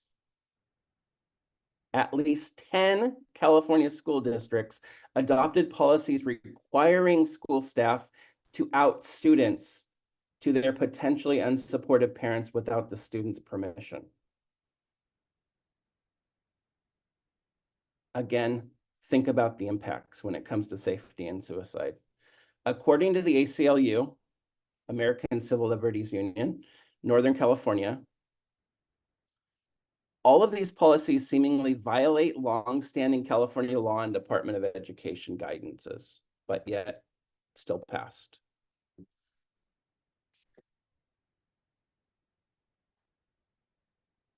In April, and I apologize, it's a little bit hard to see, LGBTQnation.com on the, according to LGBTQnation.com, the board of the Murrieta Valley Unified School District voted to ignore an order from the state of California to rescind the district's discriminatory policy requiring educators in Riverside County to out any trans or non-binary student who asked to be called by a name or pronoun different from the ones listed on their birth certificate. Blatantly refused, outing them. Think about the statistics when we talked about the risk factors and the impacts this may cause. And that reference is from LGBTQnation.com. How policy can create a safer environment for our LGBTQ plus youth. I'm very grateful for this. I will tell you as one person. I don't know if everybody here agrees with me, but I think about the people that I serve. I think about our youth as a whole. I think about our LGBTQ youth and the people's lives that are endangered, okay? The California Assembly voted by a wide margin in June 2024, just last month, to pass legislation protecting students in the state from forced outing. Governor Gavin Newsom is expected to sign the bill into law. Okay.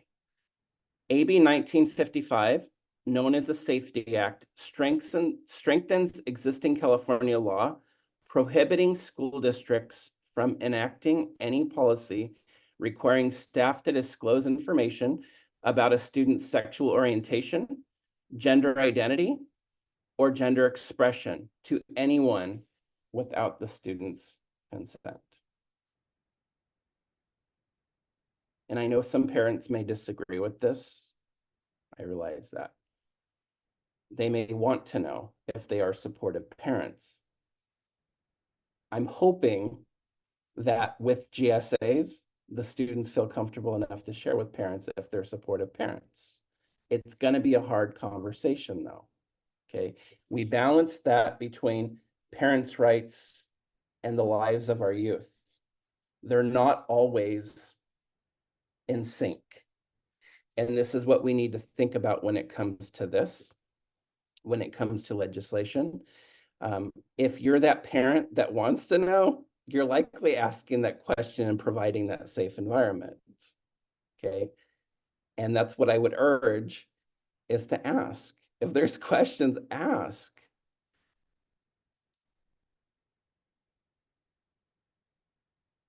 Watch a show with them. Do something that's showing support. If you think they are, have that conversation. All right, so I want to go into suicide prevention efforts, community education and awareness by some of these agencies. So importance of community education and reducing stigma. We know, thinking about family acceptance, thinking about the laws that have passed in Murrieta School District going blatantly against the state of California, we know there's still stigma. We know there is. Within mental health, within the LGBTQ community, okay? I do believe we've come a long way, but I will also say that it was not that long ago when I remember Prop 8 passing, can't get married. I remember fear of that happening again when new leadership took office, okay? I will tell you that I'm a person that I was like, I want my rights. I need to jump on this, okay? Our youth do not have that opportunity to act independently always, to speak up for themselves. And that's the importance of us speaking up for them and helping them. So community education awareness, I do believe that education is a vital necessity that's going to help us really bridge that gap. The more educated we are on these topics, the easier it is going to be to have that conversation regarding suicide, regarding sexuality, regarding gender, and loving the people that we deep down do love already. This can also help others. So just a few of the resources. Each Mind Matters, California's mental health movement, Knowing the Signs, Suicide's Preventable, Directing Change. Directing Change is awesome. If you have not seen it before, there are some amazing suicide prevention videos. I know they're on YouTube. I know they're all over. Students do this, and it's awesome. It's empowering. I've had an opportunity to meet with some students that have done this before at different schools, or the faculty there. I've had an opportunity to judge this, and it's really a great program because it talks about that. If you have a loved one that think may be struggling, some of these resources may save their life. Even if we don't know exactly how to have that conversation yet, provide a resource, provide connection, help them in any way you can. The Trevor Project is also awesome because it not only provides a lot of research and education, but it also provides a text line, a chat line, a phone line to help connect with somebody, and particularly for LGBTQ+ youth. I've used this for a lot of folks and provided this resource to family, to youth, and they've used it. A few that I have not plugged that are not on here, Take My Hand, I believe, is another great one. That peer chat line through Riverside County, awesome, awesome, awesome. I've had people use that and connect directly with the peer support to help with resources. Sometimes it's a matter of giving somebody a resource, helping them connect. Trainings, I'm not going to go through the plethora of them because I'm sure that Diana and her team will probably go through them all later. But the RUHS behavioral health PEI programs, such as the ASSIST training, the Safe Talk training, and all those, awesome, awesome. I was able to do those when I was with Riverside County, and I'm looking forward to doing them again in about 2 months. I don't believe once we're trained, we know everything. I think this is a continual thing of learning, of updating, of using the information that we're provided here. Family Acceptance Project, which I'll have on the next slide, really, really great for families, for educators. They have posters, they have everything that you could even put up at your schools, you could put up in your communities, things that are going to help connect the family and the students. Because the reality of it is, if they're not at home, they're at school. If they're not at school, they're at home. That is typically their two environments. If we can create a safe space at school and help the parents create a safe space at home, I believe that the suicide rate will drop from that abysmal 45% contemplation and 14% completion. Some suicide prevention efforts, some crisis intervention services, just a few of them. The crisis intervention services, specifically with the county, I know the mobile crisis teams pretty well. So I think Riverside is one of the leaders definitely when it comes to crisis intervention services. They have their CBAT team that rolls out with officers and with a mental health therapist. One of my dear friends is actually on one of those teams and shares stories, not breaching confidentiality, of course, but sharing stories of, we helped this person, or we lost a life, and I was able to connect with the family and talk to the family and meet them with compassion and empathy and love. Or we saved a life. So they have those teams. They have other crisis teams to roll out. The National Suicide Hotline, the 988 number, very good resource. Crisis text line, Trevor Project. I'm sure there's a plethora of others that I'm not thinking of right now that can be discussed in the future as well. There are services out there. There is help. So examples of barriers faced by LGBTQ plus youth in healthcare settings. So this is how healthcare providers can support the youth, okay? Honoring their name. Rob talked about, some serious good changes within Riverside and the Elmer system, their electronic health record system, of changing that to where now we have a pronoun. Now we have a name that we're honoring. I know within my practices, we also have that too. There's the name and in the parentheses, their dead name. And so everybody sees that name and honors that name and sees their gender identity as well, has access to their sexuality as well and demographics to be able to support them and help them. So honoring their name, using correct pronouns. I'll review that if people do not know, but there are a lot of pronouns. So my pronouns are he, him, his. It's one of the first things that I'll ask somebody when they walk into the clinic, when they walk in, how do you identify? What are your pronouns? It's as easy as that sometimes. They will usually tell you. Some of the youth use a lot of pronouns that I'd never heard of in my whole life, and I continue to learn and learn and learn and learn and learn. 5 years ago, it was they, them, their. Now there's about 25 others.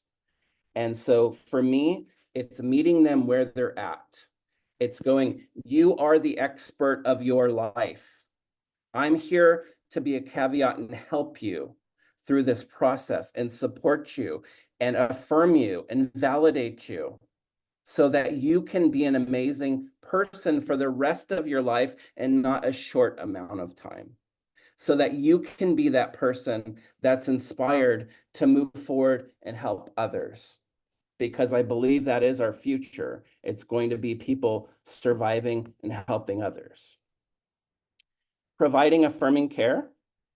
Oh, I got a little typo there. Providing affirming care. Continual provider training in gender affirming care. One of them is going to be WPATH, I think, is really good for gender affirming care. World Professional Association of Transgender Health. They are a leader, national, and like I said, sometimes IHP will actually provide assistance, financial support assistance for that training as well.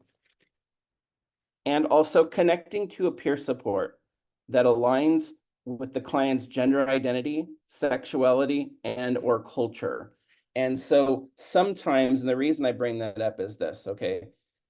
I may be part of community, but I'm also middle-aged. I'm also a white man. I'm also a man, and I'm cisgender, okay? I am part of community, but a small portion of community. We have a lot of intersectionality with our community, and that needs to be addressed as well. So thinking about that intersectionality when we do hire peer supports, when we do hire clinicians, let's help them find somebody that's a healthy adult that represents who they are. All right, so, let's create a supportive environment. I'm sure you all are already doing your darndest to do this because I believe in people. Let's create a supportive environment. Use inclusive language. Okay, we talked about pronouns. We talked about their chosen name. Rob went through a whole list of different acronyms and different language. But really, the one thing that I've found, and over the years, and also in my own treatment and my own recovery, a way to learn that inclusive language, ask. Ask. Start that conversation. Use their pronouns, use their name that they want to go by, and help by asking those questions. Display LGBTQ plus friendly materials. You don't have to develop this yourself. There's other agencies that have it. There's Family Acceptance Projects, there's Trevor Project, there's RUHS. There's a lot of different agencies that are awesome and have that friendly material. Rainbow Pride Youth Alliance, supporting LGBTQ plus organizations, okay? And that doesn't just mean financially. That could mean volunteer. That could mean refer somebody. That could mean a lot of different things. And be an advocate. Help the person advocate and speak up for themselves too. Speak up for others when you see injustice in your workplace, when you see injustice or rooms of improvement in the schools, in the healthcare settings, etc. Some other ways to help: listen without judgment.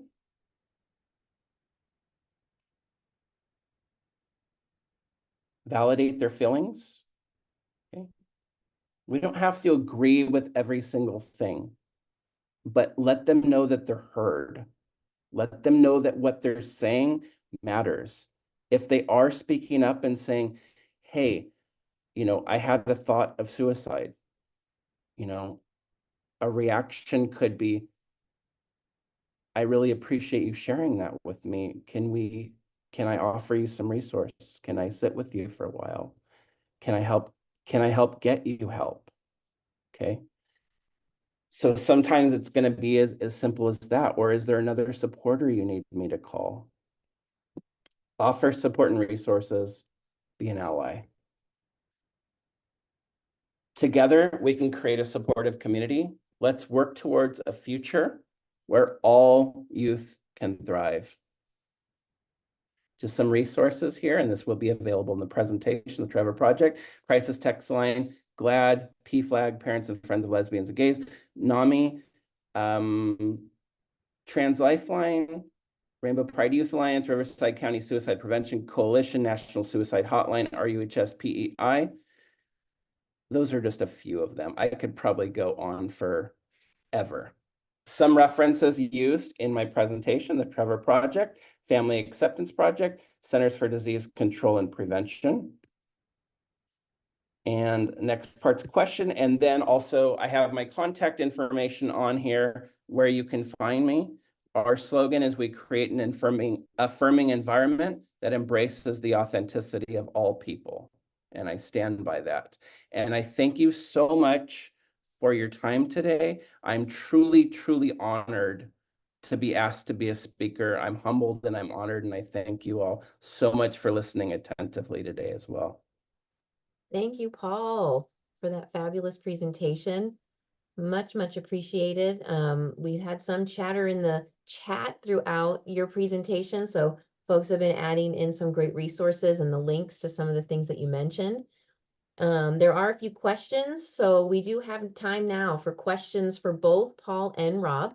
So I'm going to go through the ones that are already here in the chat, but if there are any other questions, you can feel free to add them to the chat or raise your hand and we'll call on you to have an opportunity to unmute and ask. But here's one question. Does connecting to a peer support aligning with the client's gender identity, sexuality, and or culture specifically mean staff that also identifies the same as them, or can it be anyone who is affirming of their identities?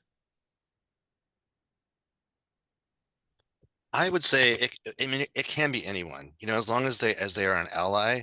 It does make it better though if they do identify in the community, only because they have that same experience, and so that they can let the youth know that how I made it through, you can make it through too, and let's work on what you feel will help you to make it through all this. And Rob, I'll say I 100% agree. Definitely better if you can find that co-alignment, but it can be challenging to find that as well. Having somebody like Rob, having some other people there that are affirming, that are part of community, or at least allies and advocates, I think is going to be a big component. Great. And I think you did mention it in the training, but there's a question around how to get trained, particularly to speak to parents. So is there any like hub or a location folks can go and find trainings for this? So I think my biggest one that I think about trainings for parents is going to be the Family Acceptance Project out of San Francisco State University. They have that. And then I also believe, and are we talking LGBTQ plus specific? If we are, Family Acceptance Project to me is kind of, I would say probably the gold standard when it comes to family support within the LGBTQ plus community.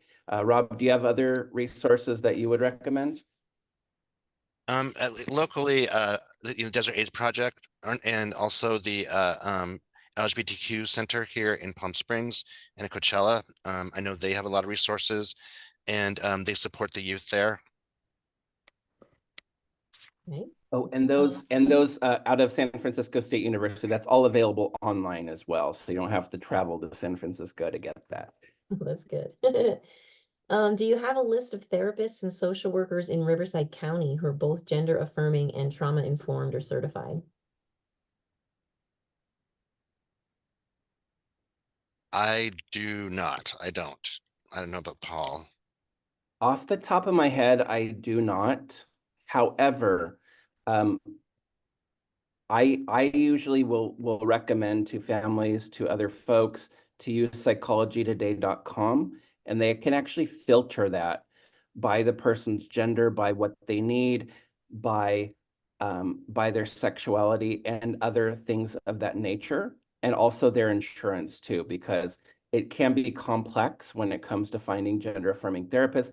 Not everybody has access to, I'm going to pay cash rate for somebody. I will tell you that at my practice, we probably take about 15 or 20 different insurances, and I try to open that up. I'm trying our hardest right now to get on IHP.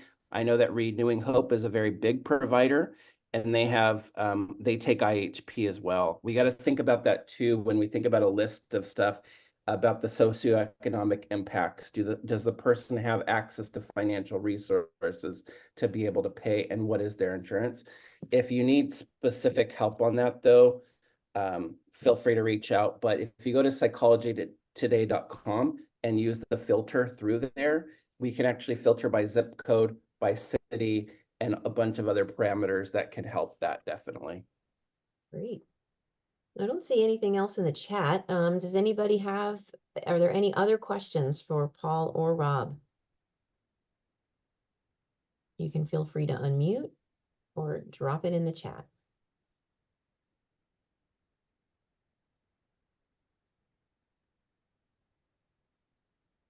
All right, I don't see any activity around that, so I'm gonna assume that people have gotten their needs met. I want to thank you both again so much for being here today and sharing both incredible presentations. Don't leave yet, folks. We have a little bit more to go. We do have some local resource information that we want to share, as well as some upcoming events. So I'm going to turn it to Rebecca to share that information with you now. Okay, yes, thank you, Diana. And thank you again to Rob and to Paul for sharing such important information with us. So we do have some local resources that we want to just highlight for you. These are resources specifically to support our LGBTQ plus youth and their wellness. So we encourage you to take note of these resources and share broadly with others. The first that we have is the Transgender Health and Wellness Center, whose vision is to provide safe, prosperous, and healthy environments for transgender people across Southern California. So this agency actually has 3 locations in Riverside County, 2 in the city of Riverside, and then 1 in Palm Springs. They do offer a wide range of services, including free mental health services for youth, online support groups, housing support. They have an LGBTQ plus youth drop-in center and a lot more. So we encourage you to visit their website by scanning the QR code on the screen. And I'd like to briefly highlight a few of their mental health programs that they're offering. So as I may have mentioned earlier, they offer virtual health meetups, including an LGBT plus neurodivergency support group. They also offer a support group for partners, families, and friends, and even a Dungeons and Dragons group. So as Paul noted earlier, social connections are a strong protective factor for our youth, and Transgender Health and Wellness Center has a variety of services to support the social emotional needs of our LGBT youth. And then lastly, I'd like to highlight the Marsha P. Johnson LGBTQ Drop-In Center at the Palm Springs location.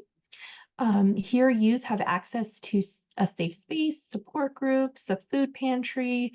They even have a game room, free therapy, mentorship, and just lots of different exciting events. So again, for more information, you can scan the QR code to see all that they have to offer.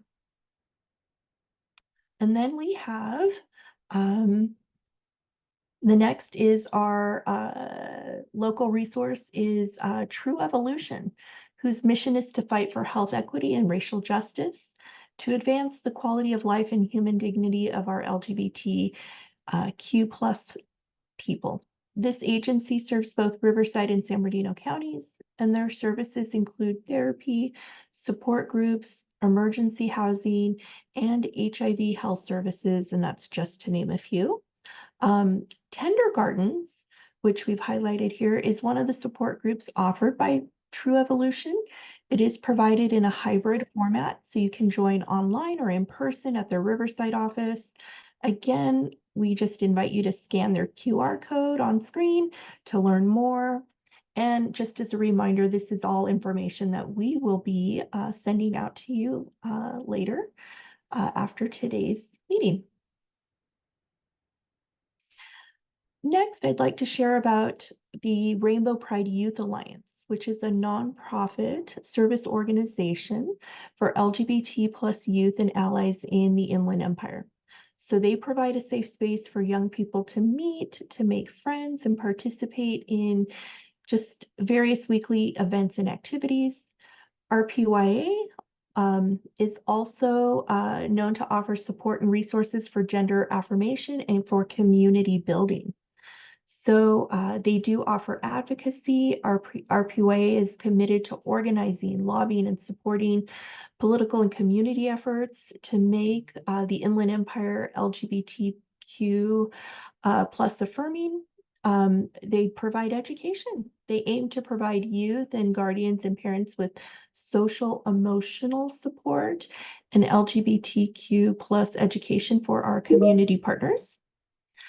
They also really highlight wellness. So they are dedicated to facilitating activities and programs that will enrich the lives of our LGBTQ plus folks and promote creativity, health, and wellness to support positive mental health of our queer youth. And then again, we encourage you to reach out to learn more about their virtual support groups and the other types of programming that they offer for our LGBTQ plus community. And we have also curated a short list for you as well of national resources that are available. Some of these have been shared by Paul, so you'll see some familiar ones here, but we do have some services that are provided by the Trevor Project. Those are listed on the left side of the column. The Trevor Project is a nonprofit focused on suicide prevention efforts among our LGBTQ plus youth. The Trevor Project does offer crisis intervention, resources, and support through telephone, chat, text, and it's offered 24/7. We do have as well the SAGE LGBT Elder Hotline. This is a free resource that connects our LGBTQ plus older adults with confidential support and crisis response. Again, it's offered 24/7. Then we have our Trans Lifeline, which provides the trans peer support through telephone, and it's 24 hours a day, 7 days a week. And we also have our Mental Health America, which is also a great resource for finding LGBTQ friendly therapy near you. So that may help with the question we saw in the chat earlier. So we encourage you to visit their website, which is on the slide, and also check out their article that's titled, "How Do I Find LGBTQ Friendly Therapy?" So those are just a few that we have found for you, and I'm going to turn it over to Diana to talk about some learning opportunities. And before I get into that, there is another question that came up in the chat, and I'm not sure if it is specific to LGBTQ and our two presenters, or it's a more general question.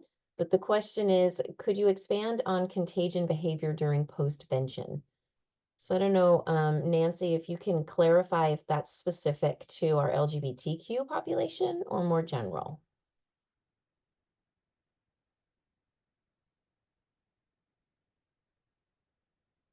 So it's referencing your presentation, Paul. Thank you, Nancy. So can you speak to that a little bit? You're on mute.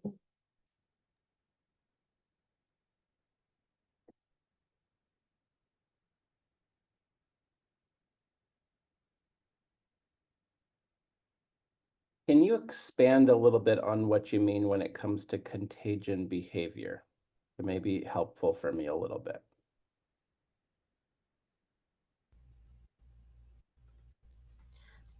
It was a phrase that was used in your presentation. That's why I was hoping to know a little bit more.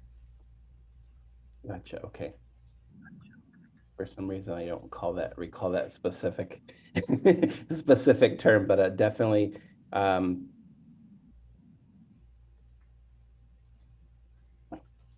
I think it might have been discussed during the risk factors, but it's okay. Okay. I can do some more research or reach out to you I'll probably have afterward. to follow up on that, to be honest with you. No worries. Thank you. Well, and more in general, I suppose we could just talk about the fact that there is a potential contagion impact after suicide loss suggests that when we, after a suicide death, how we respond, how people are supported, those especially impacted by that suicide loss, particularly vulnerable populations, are at increased risk for suicide now themselves. So that's the contagion effect. And so that's why when we reporting and talking about suicide loss, the language we use and what we choose to share is really important because it can have a negative impact on vulnerable populations. So these are on folks that are at a disproportionate risk for suicide themselves. Now will be at an increased risk now that they're even they've been now exposed to someone that they knew, cared about, or were around that has died by suicide. So part of the work of the coalition overall includes talking about best practices in messaging and also developing more robust postvention responses. So when there is a suicide loss, what sorts of resources and supports are we putting in place for the people who are impacted by that loss, thereby reducing their potential risk for suicide themselves? And that in and of itself is prevention. So we are working on several active postvention responses in our postvention subcommittee. If you want to know more about that, Nancy, you can find it on the website, and you're also welcome to join us in our postvention work. We're doing several things, actually, a few initiatives that we're working on to address that area. So I'll pause on that. We can come back to it later if there's more questions. And so let me go over some of these last slides. And if there's additional questions, again, feel free to put them in the chat. Learning opportunities. These are some of the trainings Paul was referencing earlier. Know the Signs, Safe Talk and Assist or Applied Suicide Intervention Skills Training. These are available to anyone who lives, works, or worships in Riverside County at no cost. Huge savings. And so you can scan that QR code or click that link and get to our training page, where we've got registration available for you right then and there for anyone that wishes to come to these trainings. These are our in-person workshops. We also have some virtual options available on more general mental health awareness information. You can find all that on the same page. If you represent an organization and you would like your team trained, we are actually happy to come to you as well. So the general open ones to the community are available here at our Ruston Conference Center.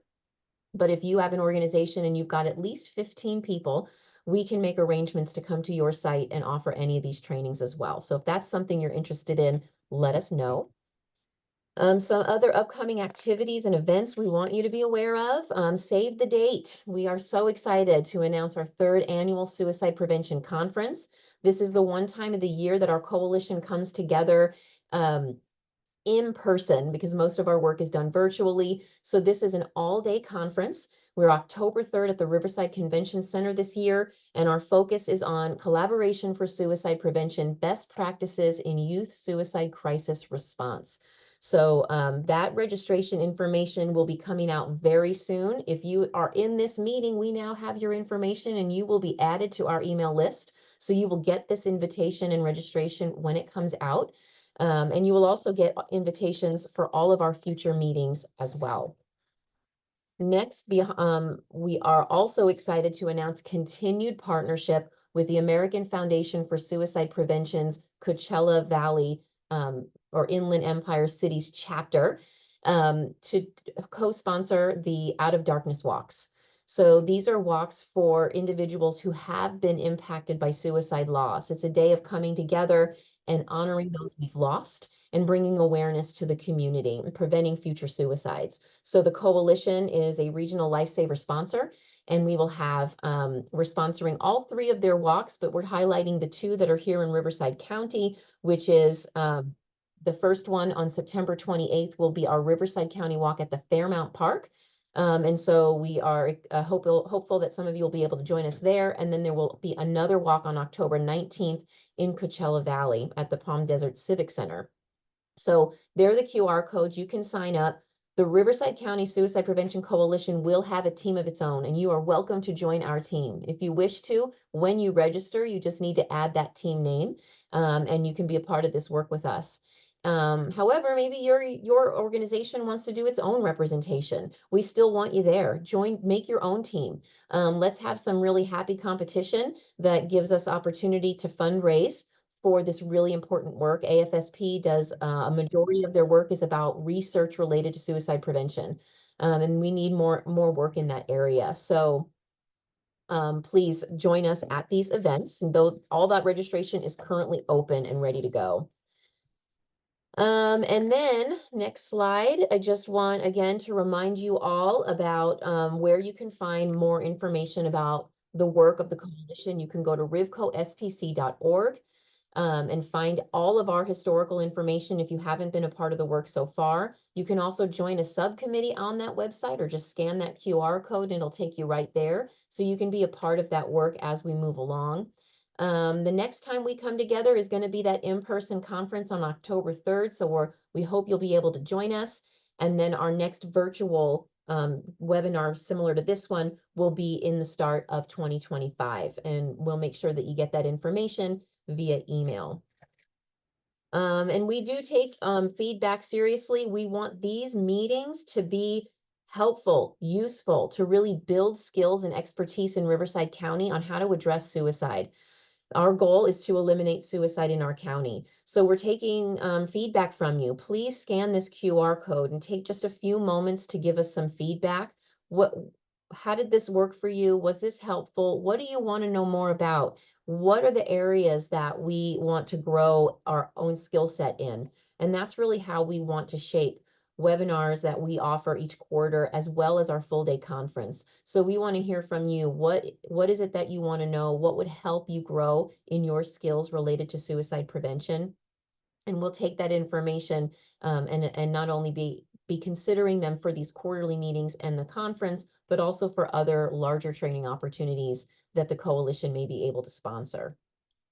So as you all are filling out that survey and giving us some of that feedback, I'm going to scan this chat and see about if there's any more questions.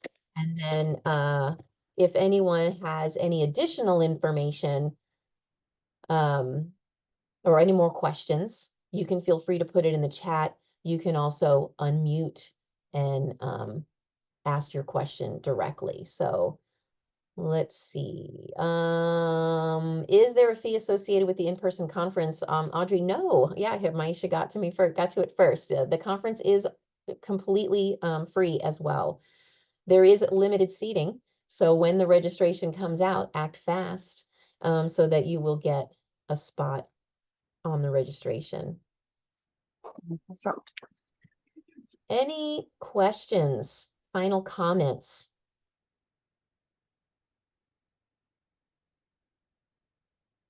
We do appreciate so much. Thank you again, Paul and Rob, for being here today and providing this incredible information. We thank you all for your time and attention and being with us for this whole time. That is all that we have for you today. Those of us in leadership will stick around, Paul and Rob, if you can, for a few more minutes, if any final questions or thoughts come in. But otherwise, thank you all so very much. Have a great rest of your day, and we hope to see you at the conference and the Out of Darkness walks. Thank you, everyone.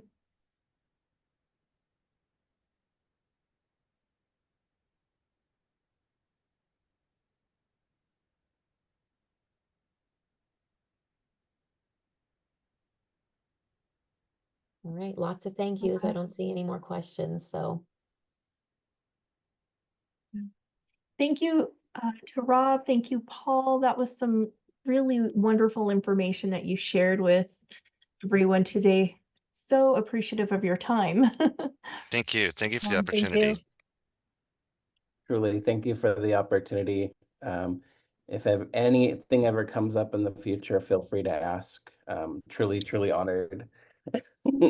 Same here. And if there's any we feedback, will. please share it Yeah. too. Yes, please. I have a feeling that you probably will get some more requests after today. It was so well received, the information that both of you shared. So, oh yeah. All right, everybody. All So All right. cut the Okay. recording, and I'll go ahead and end the meeting for everyone. Have a great day, you guys. Thank you all so Bye. much. Thank you. Have a great Bye-bye. day. Bye-bye. Bye, everyone.